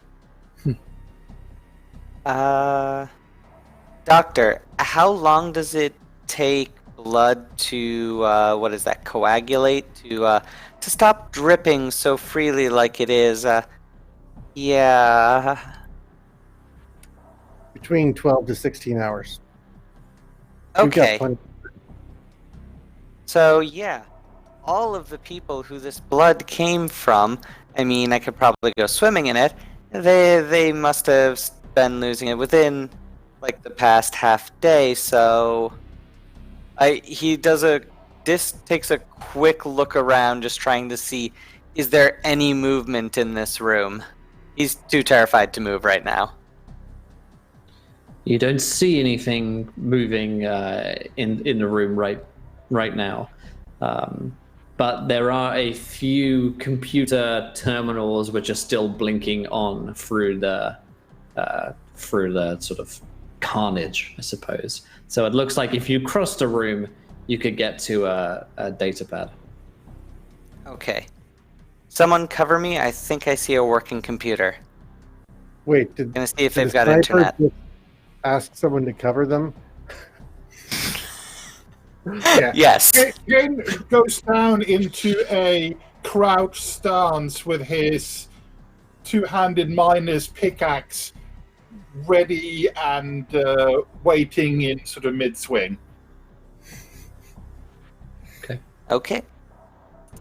So, blue still glowing on my skin. This is just going to slowly walk over to the pad, just every few steps, just stopping to take a full look around the room. A few more steps, look around the room. Just tiptoeing on those mechanical wolf legs till he finally gets to the computer. Yeah. You, I mean, by the time you get there as well, you are sort of drenched, your boots at the very least, and no doubt elsewhere as well. If you had to move past anything, your hands might have got some blood in them as well. You're soaked in the blood, and that sort of iron tanginess of the smell of blood is just all around you at this point, and it's all you can do but gag as you get further into this room where no doubt dozens have bled in here. You do manage to get to the also bloody data pad. Only problem is that there's a password on it. Can I just attempt to... I'm not really that good at hacking, but... You could definitely try and give it a hack, or you could bring it back to the others and one of them could try it. Oh, I picked it up, take another look around the room and decide, and quicker than I entered the room, I basically sprint back to the group. It's like, oh man, that's gross. When you run through water, like when you're at a beach or something like that, and it just sloshes everything up, and you have to wade through. That's what this is doing right now, and you guys are probably gagging, just watching this guy wade through buckets of blood. I'm picturing the beach scene where you're running through the surf. He's Baywatching through blood. Oh my god! This. Yes. This is why we wear these uniforms. You're covered in biohazard. Yeah, except most of that's on mechanical legs, so I don't have any bio stuff down there. You win some, you lose some. So, I got this. Does anyone know the password? I could try and I have some educated guesses. I know that the patterns that people think in these terms. Okay, you give it a shot. Back me up. What's the password here? And I'll try and gather information. We're just gonna punch in a random number. So he's putting fucking random numbers. You put in a series of somewhat random letters and numbers, and surprisingly nothing comes through. But on your gathering information, it does strike you that so if you search the room, you might be able to find the password to the datapad. It could be hidden somewhere around here, or hacking it is still an option if one or more of you were good at that kind of thing. Kenjobu, you seem pretty observant. Like you've been really paying attention to surroundings. I'm just thinking back to when I was in medical school. I always kept my passcode on the bottom side of my keyboard. Could you just check some of the keyboards around here? Maybe on the back of one of these panels, these monitors. Someone's got the password written down around here. If it wasn't the standard password formula, then I mean it's got to be written around here somewhere. Whilst my robes and tabi boots are very silky and sheen off blood, your outfit is already blood-stained. Be my guest. Right. Well, it's also inflatable.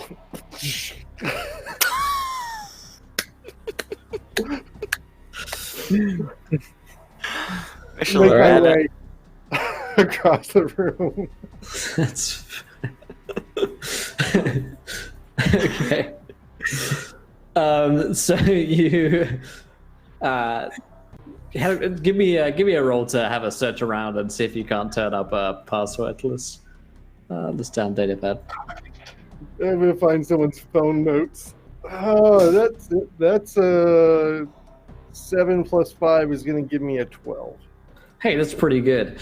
It's funny, just in the exact same spot that you used to keep stuff. That's where doctors keep all of their stuff. It seems like, and you managed to find a password, which is just a string of letters and numbers. You punch it into the data pad.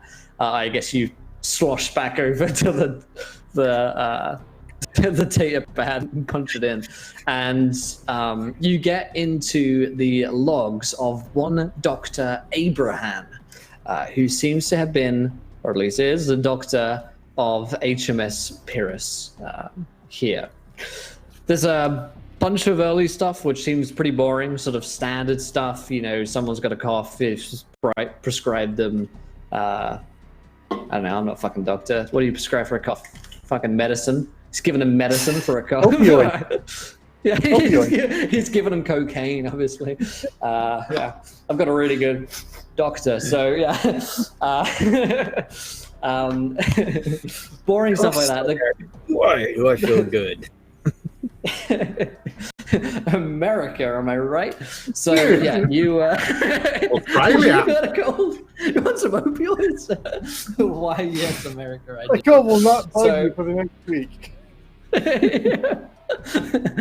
So you get towards the later logs and take a look there, and Dr. Abraham has become very concerned with the fungal growths aboard the ship, which seem to preface the distress signal. It seems like they had the problem with the fungus before the distress signal when they lost power and everything like that. And it seems in Dr. Abraham's assessment that it seems to be thinning out people's blood to a dangerous degree, to the point where he can't administer medicine because it won't take into the bloodstream.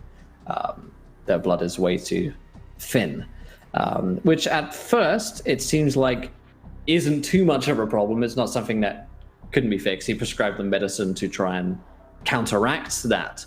But but the very last log speaks to the sheer volume of blood which seems to be coming out of people at this point from multiple points, basically. And he describes in quite horrific medical detail how he watched someone's skin essentially begin to just bleed until all that happened was they were bleeding from their skin as if it were a sponge. And that's the last log. His last words were that he has to get to the captain's quarter and to burn it down, is what he said. And that's where he was headed to. Why we have this uniform.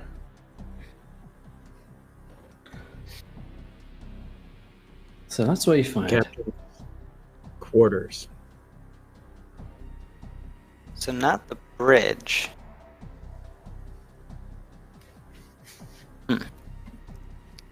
That seems like the logical place to go. Yep. No. Well, there's nobody to Does save anyone here. know anything? Where is the captain's quarters? Is it right off the bridge, or does the anyone captain's know? quarters is beyond the bridge, so you have to go back the way you came, back to the entrance where it said to go off the bridge, and then from there to the captain's quarters. At this point, it is fair to say that this may be out of your remit, having seen what you've seen here, and concerningly, the exposure to the fungus could also be a concern for your own actual safety and health. I think we get the food and we get out. I don't There's think we no get the way food it's at all. Yeah, no. That doesn't follow, man. I say we just burn this whole thing to the ground. This. Might I interest you in a field promotion? Not really. That's what happens when your commanders get out of your way, shall we say? So, engine You're from- room? I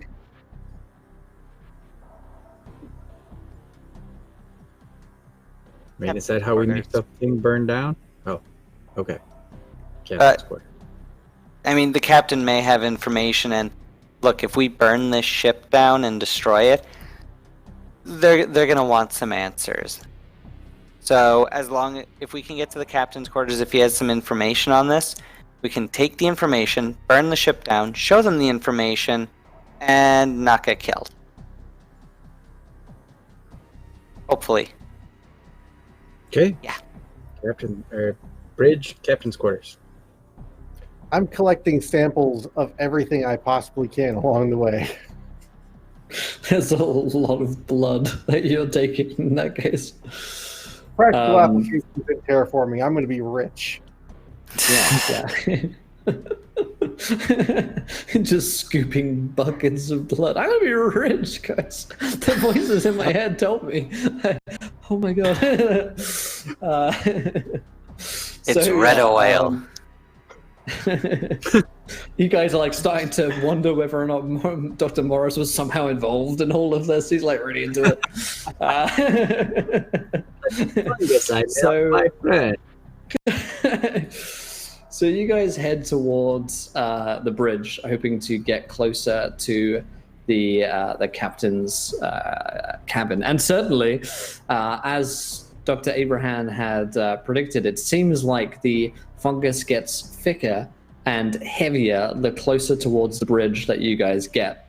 It's getting to the point where it's now underfoot as well, and you can hear the squelching underneath your feet of the moistures and the spores. You can see going up into the air, and where you're not wearing your masks, you would be feeling quite uncomfortable at this point. And even with your masks, I think you're probably feeling quite uncomfortable at this point too.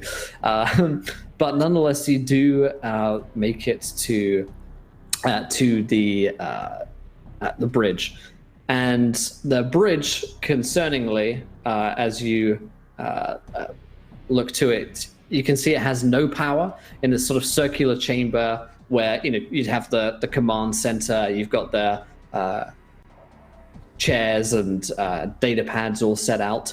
Similarly to the medbay, this room is also covered in a low pool of blood. But you do see, for the first time, someone who's alive. You see a human, he's a man, he's currently has his back to you because he's working on one of the data pads. You can't see what he's working on the pads, but his feet are dipped in the pool of blood, and he seems to be working on the computer, just sort of typing into it. You can't see what he's typing at this distance, but it seems like he's completely working on it. So much so that he hasn't even noticed you guys walk in the door at this point. Pizza's here. Are we the pizza? Blood pizza. Yeah, because pizza. You don't receive a response from the man, perhaps because he's got his headset on and can't hear you. He's very clearly in need of medical attention. Yes. Something at the very least is a great indicator of where we're headed through exposure with this situation. So I think he needs a full checkout at the very least, and I will approach. Sir, name and rank. As you get close to the man, you see him turn towards you slowly, this pale-looking individual wearing the similar uniform as you. He looks towards you, and as he turns up, you see that his eyes are currently bleeding. And he mutters under his breath something almost indecipherable, but he mutters it over and over again. And he says, "Captain, Captain, Captain." And his nose is bleeding as well. Gaviton. Ensign Gaviton. Report status. Captain. Captain. And he begins typing again. And you see that he's typing the same word over and over again. He is writing the word captain, as in the captain of the ship. And he looks away from you and starts going back to typing that just over and over again. His eyes still bleeding. Gaviton. Sounds like a medicine. Captain, you need captain. That's what the killers of this fungus. No side effects include. Yeah. Is he in a uniform, and is he the captain? He's not in the captain's uniform. He looks like he's if you read his name tag, his name is Corporal Alexand, or Alexand, I guess.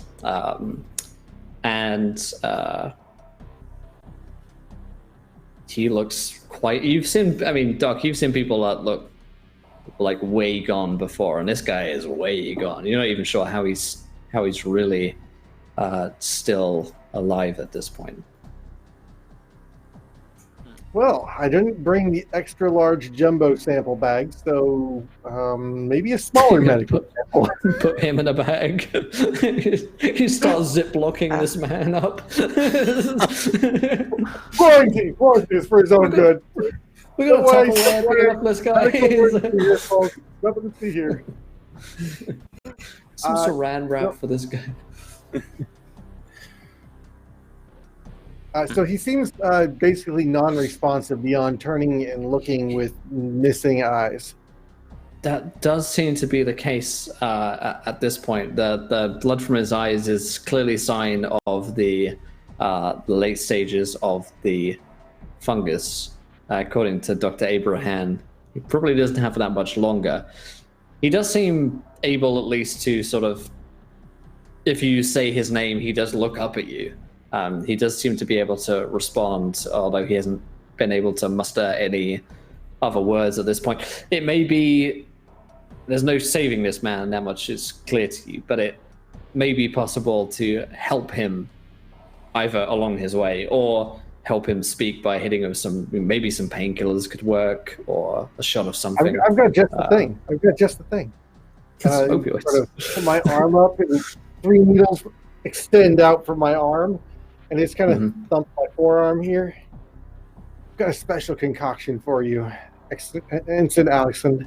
We're gonna clear that right up, and I'm gonna inject him with an antitoxin and a painkiller at the same time. I don't want to hear anything about overprescribing. Okay, this is by the book. You sound just like all those guys back at med school. All right, I don't want to hear it. Back in the addiction ward, okay? I don't want to hear any of that shit today. So, yeah, you positive message. you hit him with a shot, and true to Abraham's diagnosis, it seems like they don't have the same effect, because it may be that his blood is just too thin right now. But it does seem to bring round Alexand a little bit to, I guess, consciousness in a way. And he looks up. What's happened? Oh, God. Everyone's been bleeding out on this ship. Yeah, he puts his hand to his eyes. And Where's the captain? He points a finger down a corridor. Captain, that's where I was headed. That's where they were going. They were going to stop him. Do you need a key to get in there? You have to stop him. Yeah, we will. Do you have a key to get in there? No. The doctor went that way. He had a key. Okay. You sit down, relax, we'll You take have care to of it. stop him.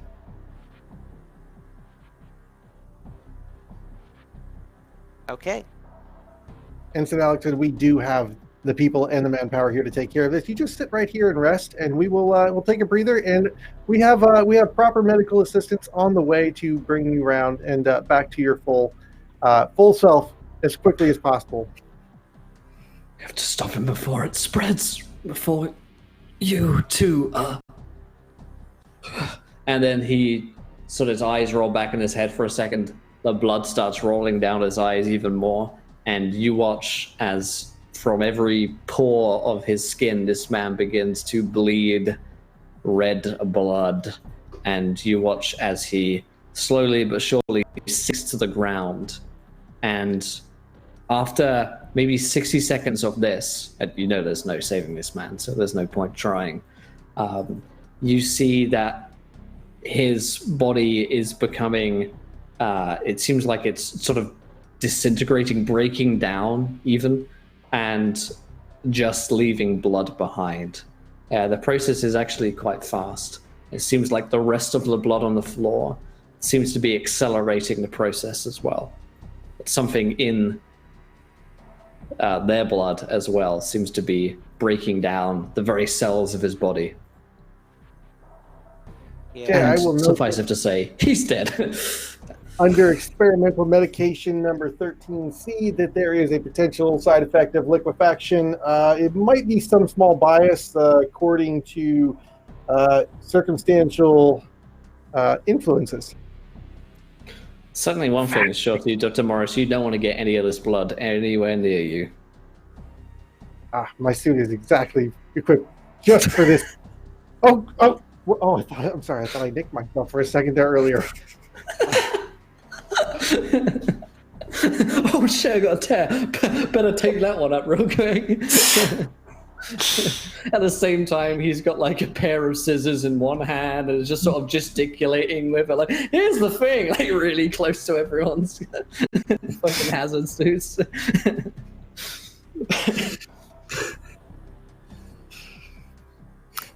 Well, so from behind the red, white, and black painted ice hockey mask that is essentially Kane's breathing mask but it's been replaced because of the thefts. Mhm. Just comes a low, grumbly, right, Captain. And he starts walking towards the further corridor. Follow the man. Good idea. I pity the man that stands in Kane's way. Quite. Use Kane So as once a body you, shield. following Kane, the burly big boy, down the corridor, you shortly thereafter find the remains, I should say, because there is no body, of Dr. Abraham. And you see what's left of a lab coat jacket with his name attached to it, and a pool of blood outside a huge blast sealed door to the captain's quarters, which is sprawled in hundreds of handprints, bloodied handprints of people who look to have tried to, together, while bleeding, pull open the door to this chamber. To no avail. Does there look as though there's a pass key or ID badge or anything along that ilk on the doctor? Yeah, as mentioned by Alexander, Abraham does have a key code scanner, but it looks like on quick inspection that the whole system of the door has just been shut down, so the key card didn't work, which is probably why they couldn't get inside. Blasting this thing open doesn't look possible. Kane is going to improvise a little bit. Well, given his comprehension of one, but his thought is very simple. He has the demolition ability, which basically gives him double damage against inanimate objects. He's got the barracks. He's got lock unlock, which gives him bonuses on picking locks. Okay. He's going to take his jury-rigged, war-active, two-handed mining pick and pick the lock. The easy way. I like it a lot. Let's see that roll. Guys, why didn't we just try to manual lock? Oh. 9. Yeah, 9 is not bad, but it's also not great. Kane, it looks like there's a reason this didn't work for them either. It's incredibly complex and quite tricky to pull off. Does it look? It does look like it could be accessed potentially via the engine room. You'd know that there's often a way there, or you could go back to Dance and try and come round from the other side and try and enter that way. On the other side will hold. Does it look like the power could be restored to this door at all? You could certainly try. It looks like the power, as I mentioned on the cables throughout the ship, has been pretty badly damaged. If you had enough time to repair the cables, that would put power back on, and the key card should work. But okay, that's the time factor. I can't do enough of that fast enough. Okay. Potentially, as a team, the four of you could have. I'm willing to assist. Luck. Absolutely. Yeah. Sure. Yeah, I'm gonna assist with Okay. I'm gonna try and find a lock mechanism. I'm very All right, curious anyone- what's behind that door. Yeah, and anyone trying can give me a roll here and see what happens. That is an 8. And what is the modifier we're going to be using for that? Let's see. I think. Oh, what do you? Let's see. This on a 6, a 9, a 10. I think anything like tech related, intelligence based would factor in as a modifier. Anything that feels appropriate, I guess, for fixing shit up. Okay. I think I've got a +3, so that'll be an 11 on. Nice. Assist. That'll be a and, 9 this- for dis.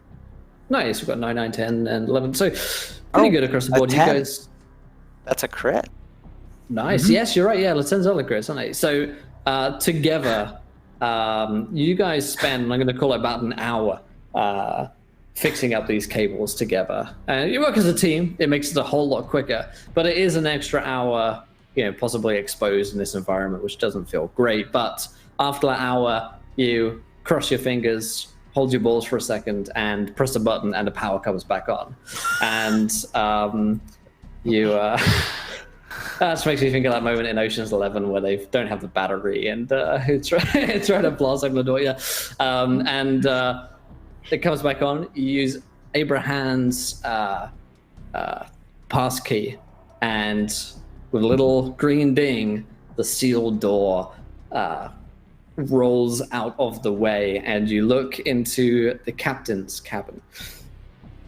Inside is a veritable metropolis of fungi, which appears to have grown out from the center of the room around a table of a huge table of food.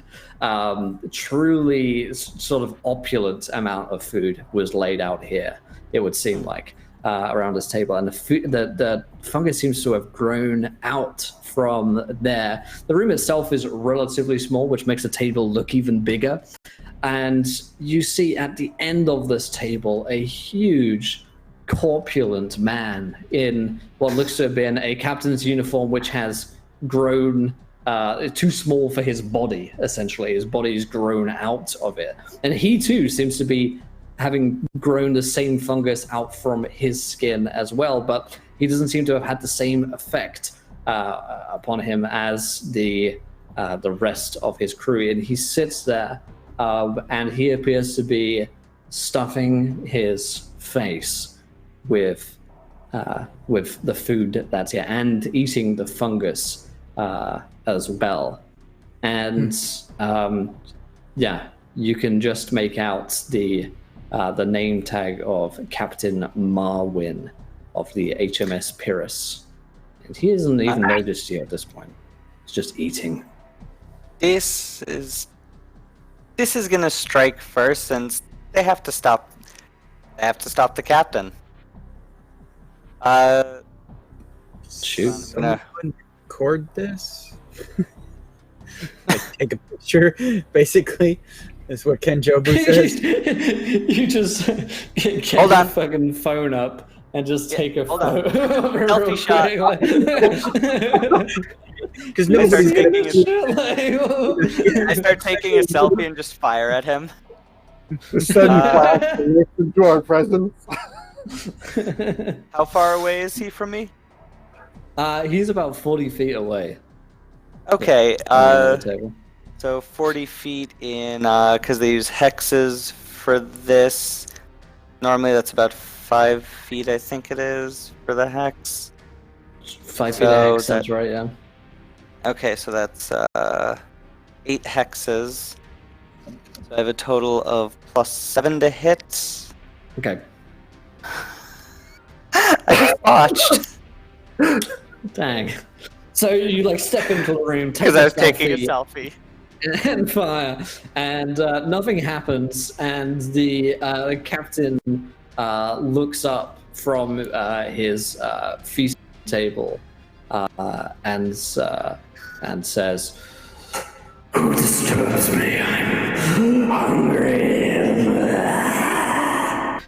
And you see this man has several fungal tongues coming out of his mouth. And it's time for us to roll initiative, which in this game is rolling plus your maneuver skill. your maneuver check. That is a total of 10. 7. Okay.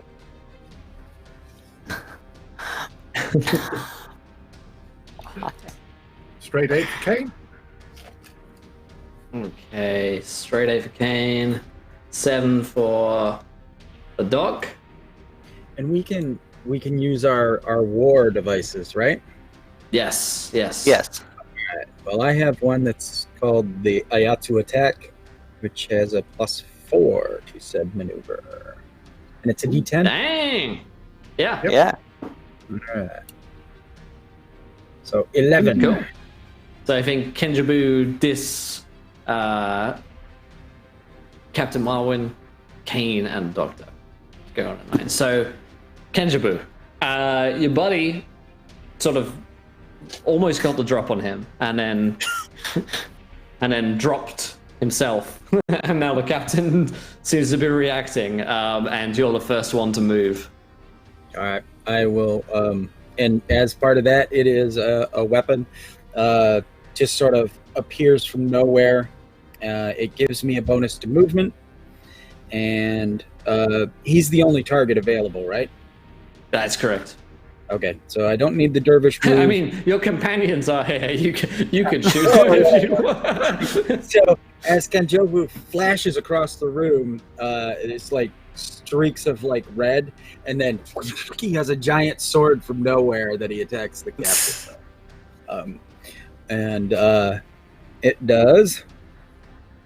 It's +4 to damage. And then it's supposed to be +3 damage to all targets. So 3, 4, 5, 6, 7 plus 7 damage.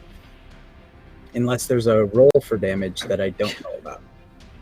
No, so I believe it's you just roll for the attack, and it's sort of like a roll to hit and damage in one roll, I think, and which sort of simplifies things. D10 or D20? D10. Yeah, all rolls are D10s, unless they stay Right. the D100, I think. Yeah. All right, so this +7. Ooh, 10. Okay, nice. And sorry, what is it that you're using as your weapon? It's basically a giant magic sword appears from like nowhere, and he just flashes across the room in like a red streak, and then lets him have it. Nice. Awesome.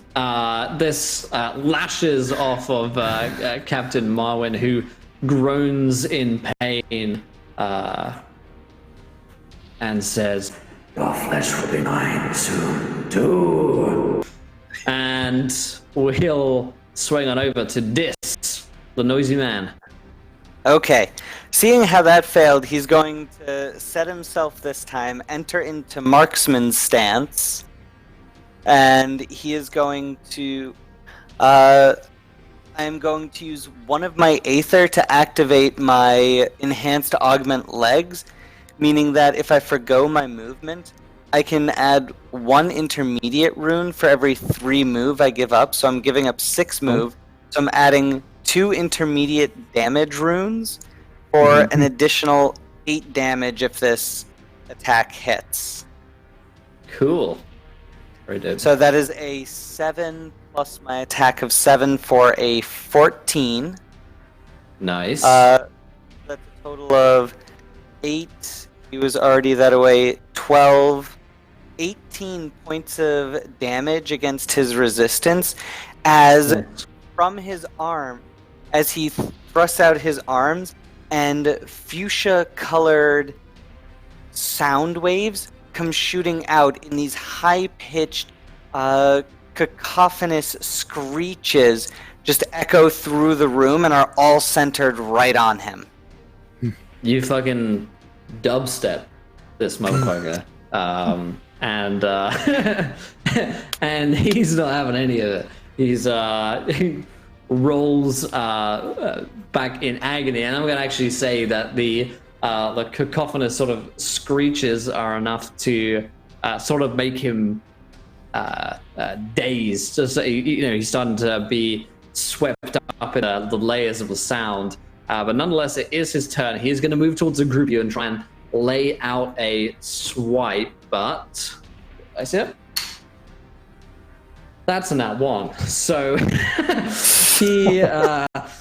he perhaps because he's befuddled so by the sounds, when he reaches out his long claw of a fungal hand, which looks like it's been hardened like that of a tree root, he tries to smack you but just can't. And that takes us over to Kane's turn.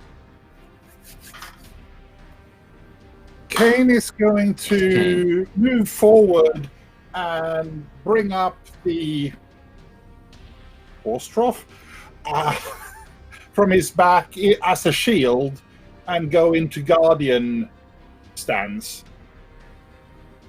One hand on his pickaxe, ready to react back. And he's basically going to interject himself in the path of whichever attack comes next into the group. Okay, so you're sort of like prepping a reactionary attack. Yeah. Cool, yeah, I like that. Then Dr. Morose, what do you got for us?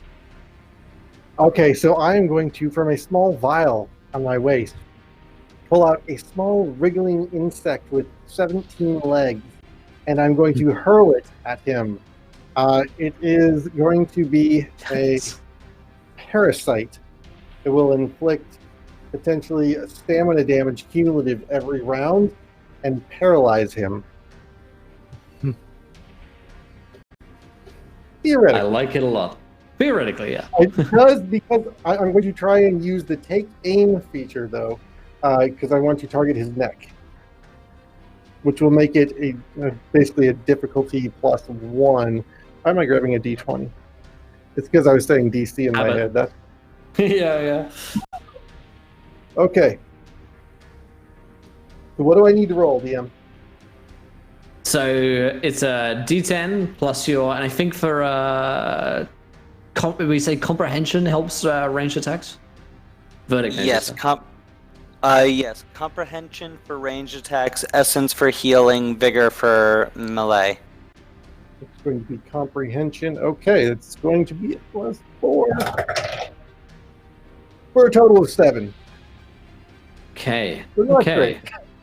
So not great, but it could be worse. Luckily for you, he's already dazed by the previous assault and making nat 1 rolls, so he's not in the greatest spots right now. So it does, this isn't the most effective assault you've ever done, but it's certainly doing something to him. You can see the fungus sort of breaking away from his skin. He doesn't seem to be able to bleed, but it's as though he sort of drank in the blood of others and used that to fuel the spores here. Okay, let's swing things over back to Kenjabu, actually at the top of the round here. Okay, so now Kenjobu's gonna leap into the air, and his fist begins to glow red, and it just kind of, his whole arm looks like it's bigger, like Hellboy type hand, and he's gonna come down with what's called this Iron Fist, and it's a penetrative, so it ignores all mitigation, and it's +1 damage for each piercing, and I've got 2 piercing, so it'll be another +1, and then it's got alleviation, offense, so that's another +1, and then 4, 5, 6 damage. So +1, 9, +9, right? 9, yes. Okay, and D10. Actually, it was the first time we read this through, I was like, attacking and damaging at the same time seems confusing. But actually, now we're playing that does sort of work quite nicely. And it is, like I said, it's piercing, so it ignores all mitigation, and I have 2 piercing above and beyond that. So cool. Okay, so that pierces through. Yeah. Oof. Okay, math is happening, my friends. Math is happening. Yeah, he's not looking good at this point.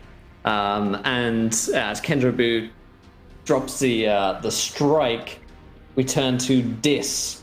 You can see this captain has seen better days. How close now, is he? It's fair to say. He's within melee range of you now, so he's like right next to. He's right next up to. Yeah. Too close for my fuchsia screech.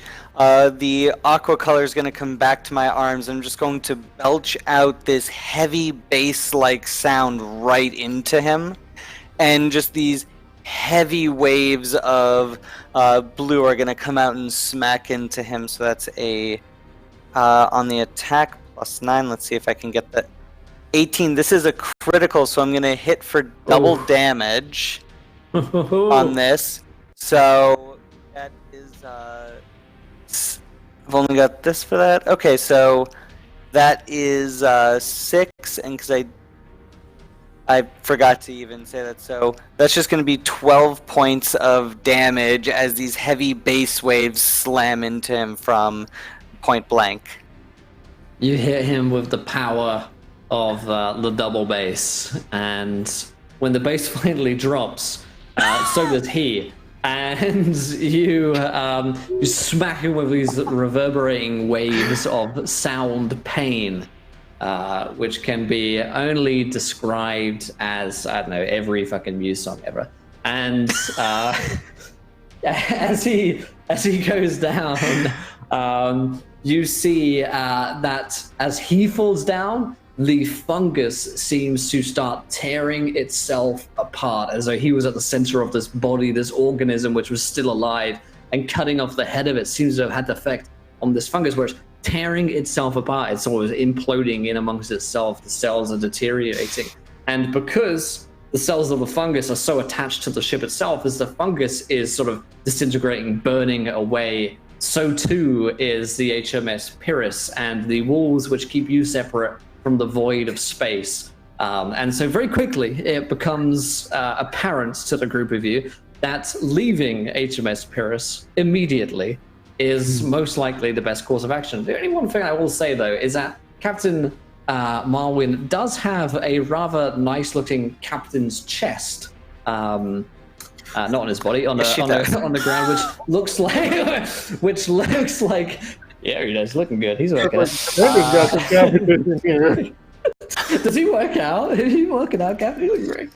No, Captain's chest, which looks like it could hold some, valuables, especially seeing as you guys were almost swayed to pirating in the past. If you wanted to stop and take a look, might cost you some time. Is the only thing I'm saying. Yes. That sounds like a salvage operation, right? So it's pretty much free for us. I'm going to take a quick look for the chest. I've got some quick speed. Well, okay. Kenjobu looks at Kane and can you just carry that thing? Probably could, yeah.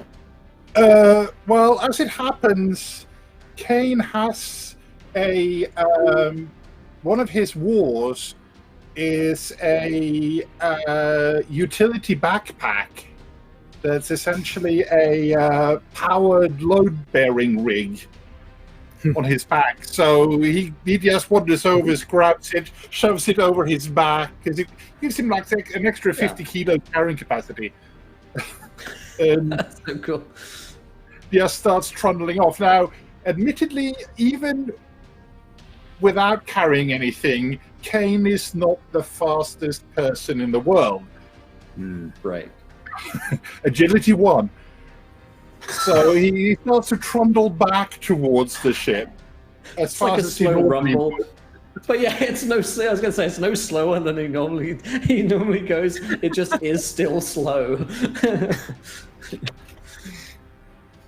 Okay. All right, so the group of you are rushing back past the bridge, past dead Captain Marwin, past dead Dr. Abraham, and trying to make your way back. And the whole ship is sort of tearing down around you at this point. And what are you guys doing to try and make your way out of here faster? Obviously, you're running, yes. Is there anything else you're doing to try and, I don't know, repair the ship as it's happening, or help one another across a jump, kind of thing? trying to speed up Kane, maybe? Is there anything we've got in our tool bags here? I would like to execute the compression on the cargo bays to make sure that the food is salvageable should we have to come back and get it on a subsequent mission. We don't want everybody to starve. That's a good point. Go ahead, you go, son.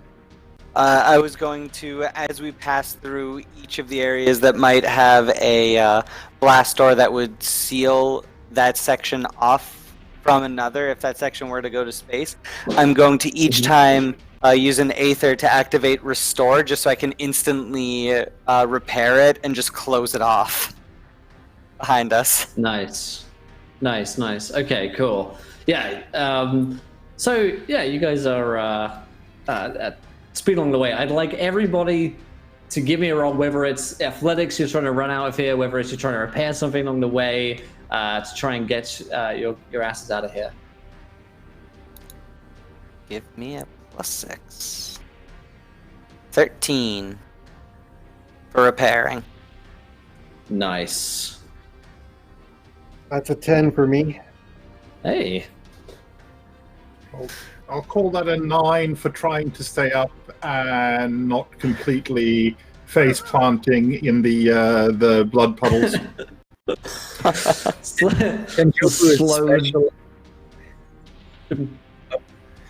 Kenjobu is specialized in athletics, so he's like, ninja going up the walls when he needs to, parkouring his way across things. He's got like a 12 all told. Hey, that's pretty good. So whether it's by acts of parkour or by repairing the ship as it goes, leaping, or just the slow but inevitable trundle of Kane, the group of you make it back to the porthole as the ship is tearing down around you, and you see your old pal, Captain Dance, completely oblivious to everything that's going on. He's currently playing some music in his cabin. He looks like he's drunk. He's gotten through that whole bottle of space whiskey that you guys found before. He's like, "Hey guys, I left the doors wide open. You guys come back in, okay?" Yeah, good. Who has? Does anyone else have movement 6 or higher? No. What's that noise? But I like the idea of having to stop in like the airlock or something in a decontamination thing, and it's spraying us, and the ship's tearing apart as it's coming towards us, and they're like, do do do do do do do do elevator music. Once we get through that, this is just gonna sprint right to the cockpit, jump into the seat, and just start hitting the buttons to get them up. Okay, yeah. Dance is like, you want to get off in a hurry here? Is that what's happening? Yeah, we're getting off. You just, you do whatever. All right, man. Sweet. How was it in there? Was it good? You get the stuff? You get the fruit? We've been pirates now, right? Yeah. Pirates. Yeah, we do. We've got the fruit. It's right out back. Go out and get it. Sweet, man. Awesome. You guys are back. You guys are like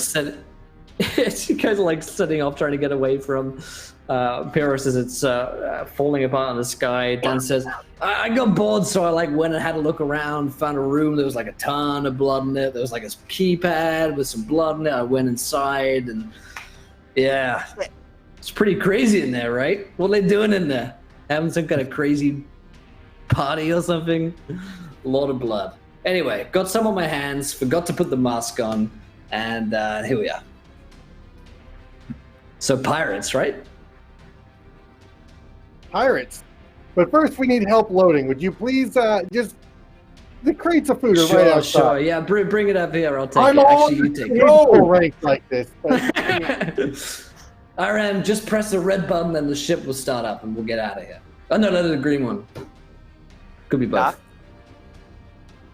Definitely the blue one. hit the blue one as Dance is heading out. And Kane is basically just slow running up the ramp, having given the green as soon as one foot is on. And so Dan's is down the ramp? You sent him off? He was gonna go to help Kane with the stuff, with the gear, and try and help him two-man it onto the ramp. So he's gonna try and, the plan is, at least in Dance's mind, to come back with you guys onto the ship.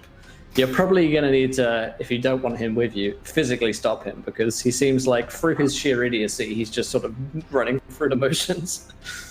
Definitely. We've got a quarantine chamber. I mean, an executive suite right over here just for you, Dan. You've been Sweet, upgraded. man. Cool. You got any opioids? Would I be a doctor if I didn't? They're in your room. Sweet, man. This is great. Dance goes into his room and we never see him again because he OG'd on opioids and died. He goes into his room and he's gonna have a good time, I'm sure. Nothing bad will happen to him there. So as you guys escape from the HMS Pyrrhus, leaving behind the wreckage of the hull as it pulls itself apart in space, and as rightly so, you can come back and burn it later. What do you guys decide to do next? First thing I do is shower. Decontaminate. 172 souls lost to the dark. We found them, but we didn't find them on board, and it was the best thing to do. It was for everyone. Yeah. Captain Merlin does expect a report. Do you plan to give her a full unredacted report of what happened out there? Of course. Show the selfie. Hold on. The only redactions are for Corporal Dance, his behavior, redact all of that, and redact us trying to get him off the ship into certain doom. That's the only thing that I redact from it. Yeah, he definitely tried to convince us to be pirates. Yeah. He did definitely try to do that. But That is We're true. leaving that out of the report. Or not. Huh. You know what? Hmm.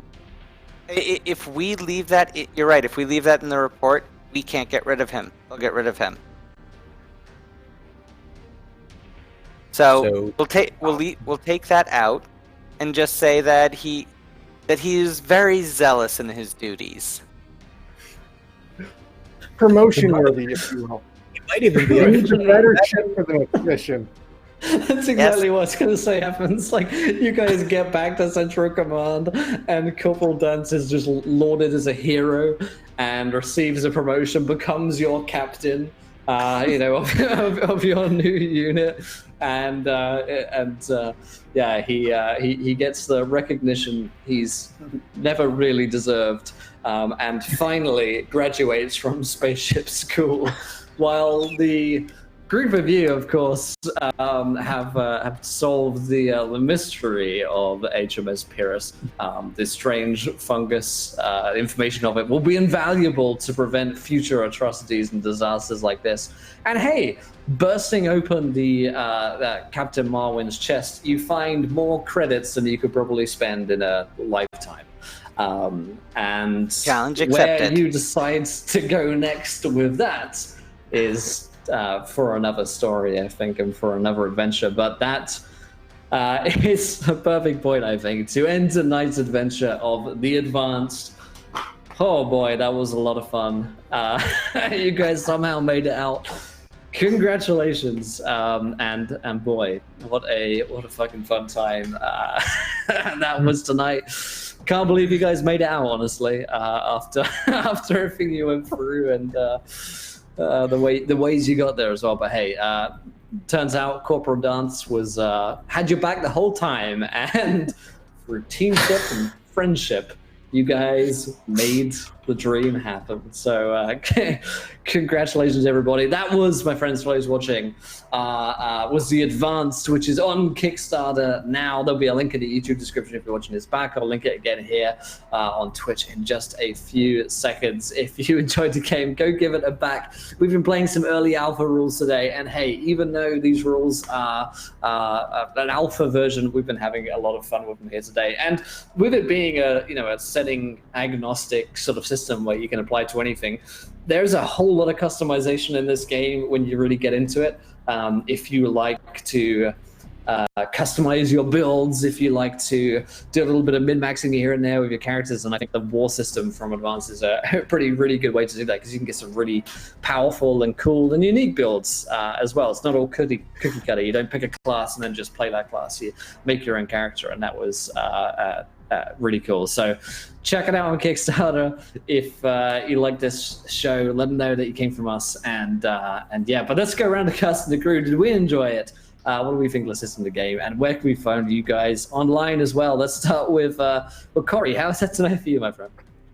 It's great. I get to play the villain in the making. I really enjoyed playing Dr. Morose. Just a sample here and a smidge there, and who knows what the future holds for some far galaxy. So I am Dungeon Master Corey. You can find me all over the internet at DM Corey on Twitter. That's where I'm most active. And you can find me streaming here on Encounter Roleplay on Monday evenings at 6 p.m. Eastern with Learn to Play.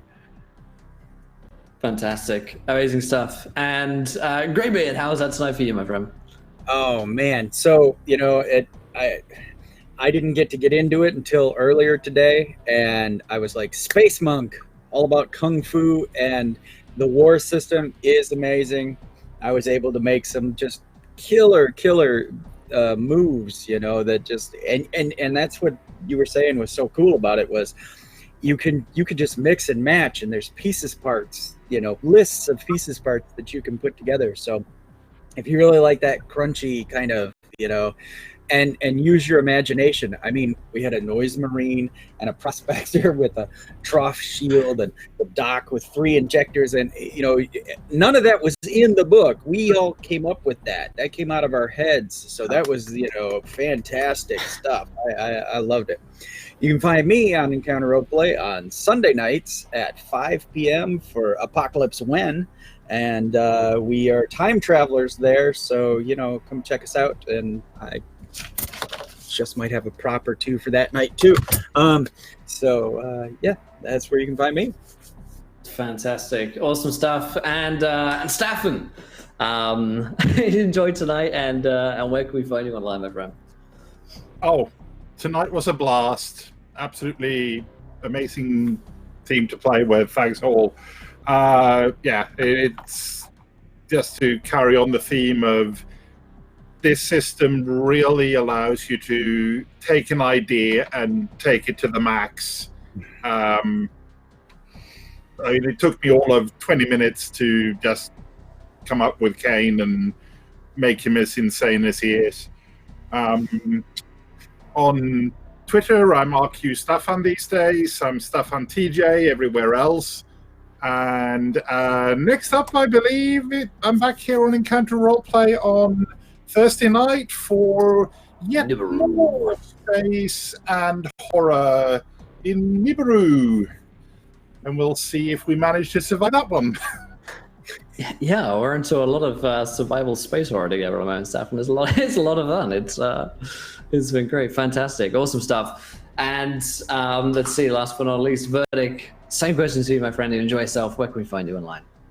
Oh, I love this tonight. This system, being able to actually build a character and just free play with how I wanted him to be. I could choose a few different bits where I'm like, oh, this type of class, all of that goes together. And I've always wanted to play a noise marine style where it's just, why, yes, I don't use music like a bard. I just make lots of noise, the noises that annoy you.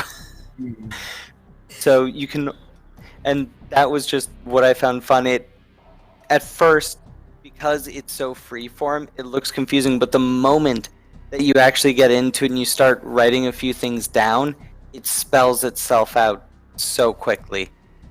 You can find me at Verdict Gurishmal on Twitter. You can find my I do a lot of writing, so you can find my works on Archive of Our Own under user Verdict. And I stream occasionally Fractured Moon Sunday nights. I run a game there. And occasionally I drop in on other channels such as Encounter Roleplay. This is second big thing I've been here for, and I'm actually dropping in the Summer of Spooks. I don't remember which channel that's on, but I'm part of a 3-part series being run by Mustang's Art. And if you follow me, I will be able to tell you where it's going to be happening, which channel. Fantastic. Well, yeah, awesome. Fantastic. Go follow on Twitter and all that good stuff. Well, my friends, it's been an absolute blast playing the Advanced here. If you enjoyed it, check it out on Kickstarter and get involved, my friends, because Kickstarter's really neat. Just a ton of support, momentum. Tweet about the Advanced if you like it. Share with your friends, that kind of stuff, and that'll all go farther than you know with Kickstarter. So definitely go and check those guys out. Big thank you, Len, for sponsoring the show, and we'll be back tomorrow. Tomorrow is Wednesday, so we're playing Cult at 2 p.m. Eastern. And then at 5 p.m. we've got a special one-shot of Grimmer Space, which is also more sci-fi horror RPGs, really hot at the moment. So check that out. That's from creator Sean Astin from The Lord of the Rings, and Serene McKellen posted about it on Facebook today. So minds melted sufficiently. So very, very cool. But yeah, join us tomorrow. We'll see you then. Until next time, my friends. Try not to roll too many nat ones. We want to be laughing when you do. Good night, everybody. Bye.